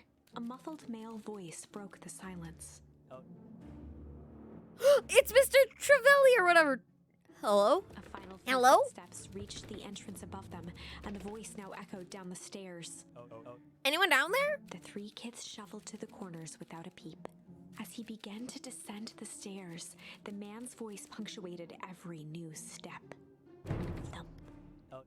Yoo-hoo! Yeah, he's a good guy. He's a part of the resistance. It's fine.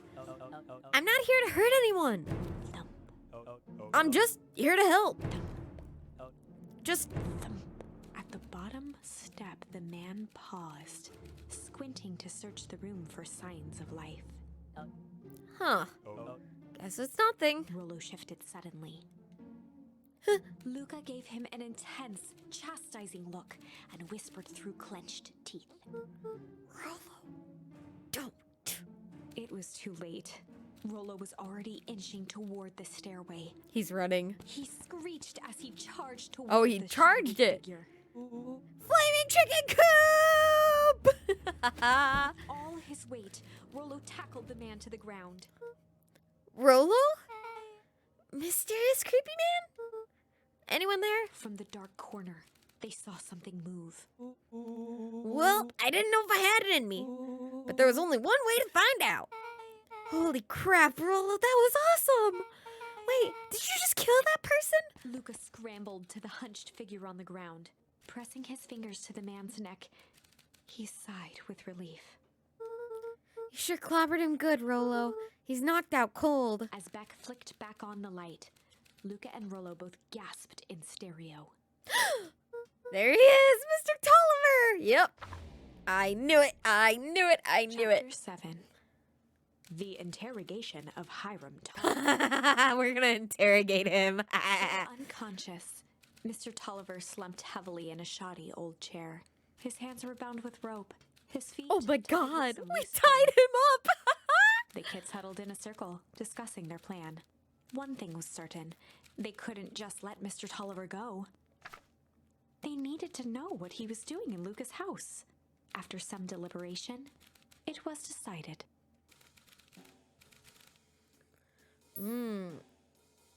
Oh. We'll do good cop, chill cop, maybe.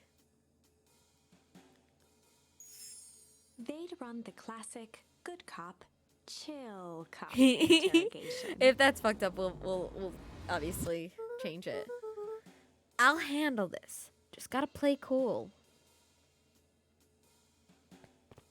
Luca walked calmly to the light switch, flicking it off and on a few times. Oh, there he Mr. is. Tolliver shook his head, gathering his wits. I'll be right back. Give me another second. Let's get back. Looking at Mr. Tolliver.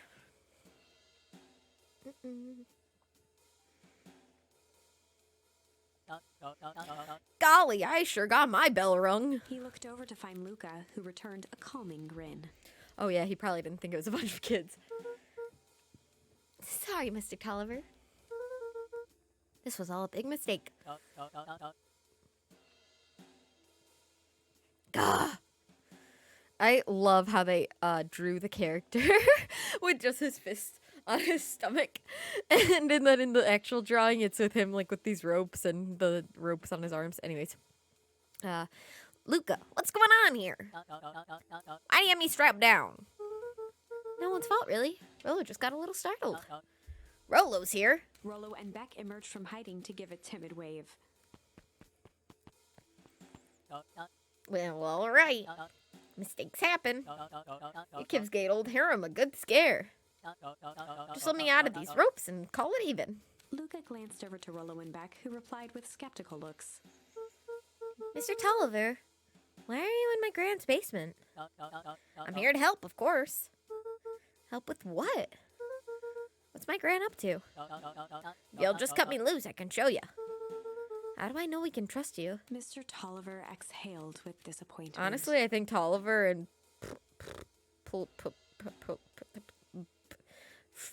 Olivia or whatever the girl's name is, the other girl. The girl and Tolliver are trustworthy, and Gran. I think those are the three most trustworthy people.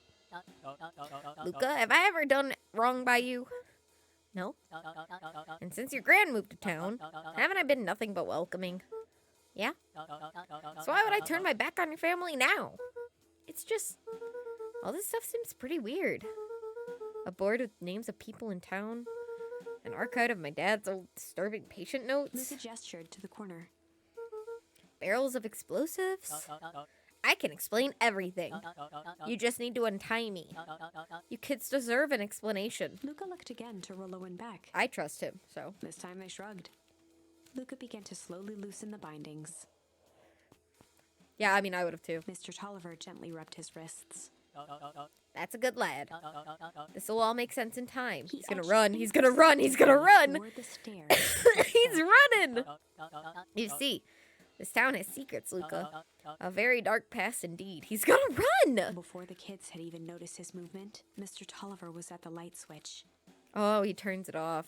A past that must be brought to. He punctuated his final words by flicking the switch and rushing up the stairs. Light! He locked us in! Son of a... Beck darted to the wall and turned back on the lights. It was too late. Rollo confirmed what they all heard. He just locked us down here. Mr. Tolliver's muffled voice came from behind the door.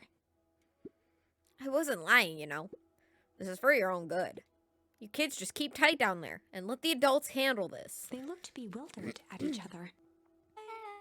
Play it cool, huh? Not now, Beck. They heard the staccato thump of quick steps exiting the house. Oh, is this gonna be the end? The kids looked down in resignation. This isn't how it goes in Hank Atomic. For some reason, they'd always assumed it was up to them to save their town. Luca opened his mouth, hoping to conjure some magical words to make this right. Only a hollow croak escaped. The end. No! Well, we certainly aren't going to find a grand resolution to our tale locked in a basement. Back to Alright, the playing drawing hard board. cop. Playing hard cop. Playing hard cop. No more chill. We go hard. They'd run the classic good cop, hard cop interrogation. No more untying Willow him. brandished a steely gaze. Whee! I've got this. Read about it 100 times. Honestly, I actually... Rollo swaggered past the chair which propped up the slumping Hiram Tolliver. Okay, pausing obviously doesn't actually do anything. I actually really like that I'm choosing the options that lead to the end really quickly. Because I think they want you to choose the more outlandish options. And they want you to choose these more realistic options. To give you that feeling of, oh shit, that was wrong. You know, and I like that. I like that a lot. So we're doing hard cop. Without even looking at his captive, he began with a long, blustery drawl. Well, Mr. Tolliver. Mr. Tolliver remained motionless. Rollo spun around to face him. He'd clearly expected to rouse Mr. Tolliver with his booming voice. Mr. Tolliver. Beck and Luca gave each other an unsure glance. Rollo slammed his fist on the table. I said, Mr. Tolliver! He grabbed the table lamp and beamed it onto the unconscious face. Mr. Tolliver groaned and slowly lifted his head. He recoiled with a muddled, weary squint. What in the world? The chair wobbled as he attempted to straighten up. Who's there? Mr. Tolliver could only make out rough shapes through the glaring light. With a gruff tone, Rollo hoped to both conceal his voice and intimidate. I'll be asking the questions here, punk. Now hold on, let's just calm down. Oh, I am calm. Calm as a carrot in dirt. As for you, looks like you're sweating. The doubtful expression on Beck and Luca's faces transformed into awe. We can do this my way, or... Well, let's just say, I've never needed another way. Rollo, hitting his stride, was now channeling every detective trope his memory could recall. He slammed the table again. Now dance! What? I don't even... Mr. Tolliver's voice became desperate. He was nearly in tears. You've tied me down. How on earth could I dance? Dance with your mouth, punk. Spill the beans. What are you doing poking around this house? I'm here to help Juniper. That's Grandma. To make sure everything's ready. So you're in cahoots with Gran. Gran? Mr. Tolliver was in a daze, now more confused than ever. Gonna help her blow up the festival, huh? Blow up the festival? Good Lord! Shook his head, feeling more and more dizzy. Sorry. No, you've got it all wrong. Where is she now? She's headed to the source. Source? What's the source?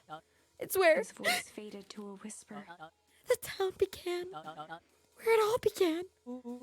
What is Operation Sparkplug? With that, Mr. Tolliver passed out cold. Oh my god! Rollo swung around with a repentant grimace. Damn, Rollo. I think you went a little too hard on him. What'd he say about the source? It's where the town began? We need more information. Yeah, but we'd better not push Mr. Tolliver any farther. Is there anyone else who might know more? What about the History Museum? It just got set up for the festival. Nah, that town was put up by the Valentines. Everything they do is just a bunch of fluff to glorify themselves. Is there anything more reliable? The library. If there's any information about this source thing, Kato can help us find it. Kato, let's go get some answers. Wow, we're here. Maybe I should check the front desk. Oh, I can't even leave. I can just parade them around. Look at my entourage, Kato. Isn't it cool? Look at them. They follow me. Hey, Jace. Hey, Luca. Have you seen this new issue of Hank Atomic? Not yet. No spoilers, please. It's awesome. It's a flashback. No spoilers, please. We get to see how mild-mannered Henry Adams becomes Hank Atomic, master of space justice. Jace, no spoilers. Oh, sorry. My point is, you're gonna love it. All right, Jace, catch you later. Roger that, Space Cadet. This is a dang nice library. Thanks, we worked hard on it. Aren't you a little young to be a librarian? Oh, Kato here hung out so much that eventually they gave him a set of keys. I just keep an eye on the place for Miss Novak at times. They got you working for free? It's quiet and I get access to all the books I can read. What more could a person want? Fair enough. What can I do for you all? We need a favor. I already told you and Rollo. I can't put you any higher on the wait list for the next Hank Atomic. And if you're here with more candy, I'll have you know I can't be bought. Call it a personal code of conscience.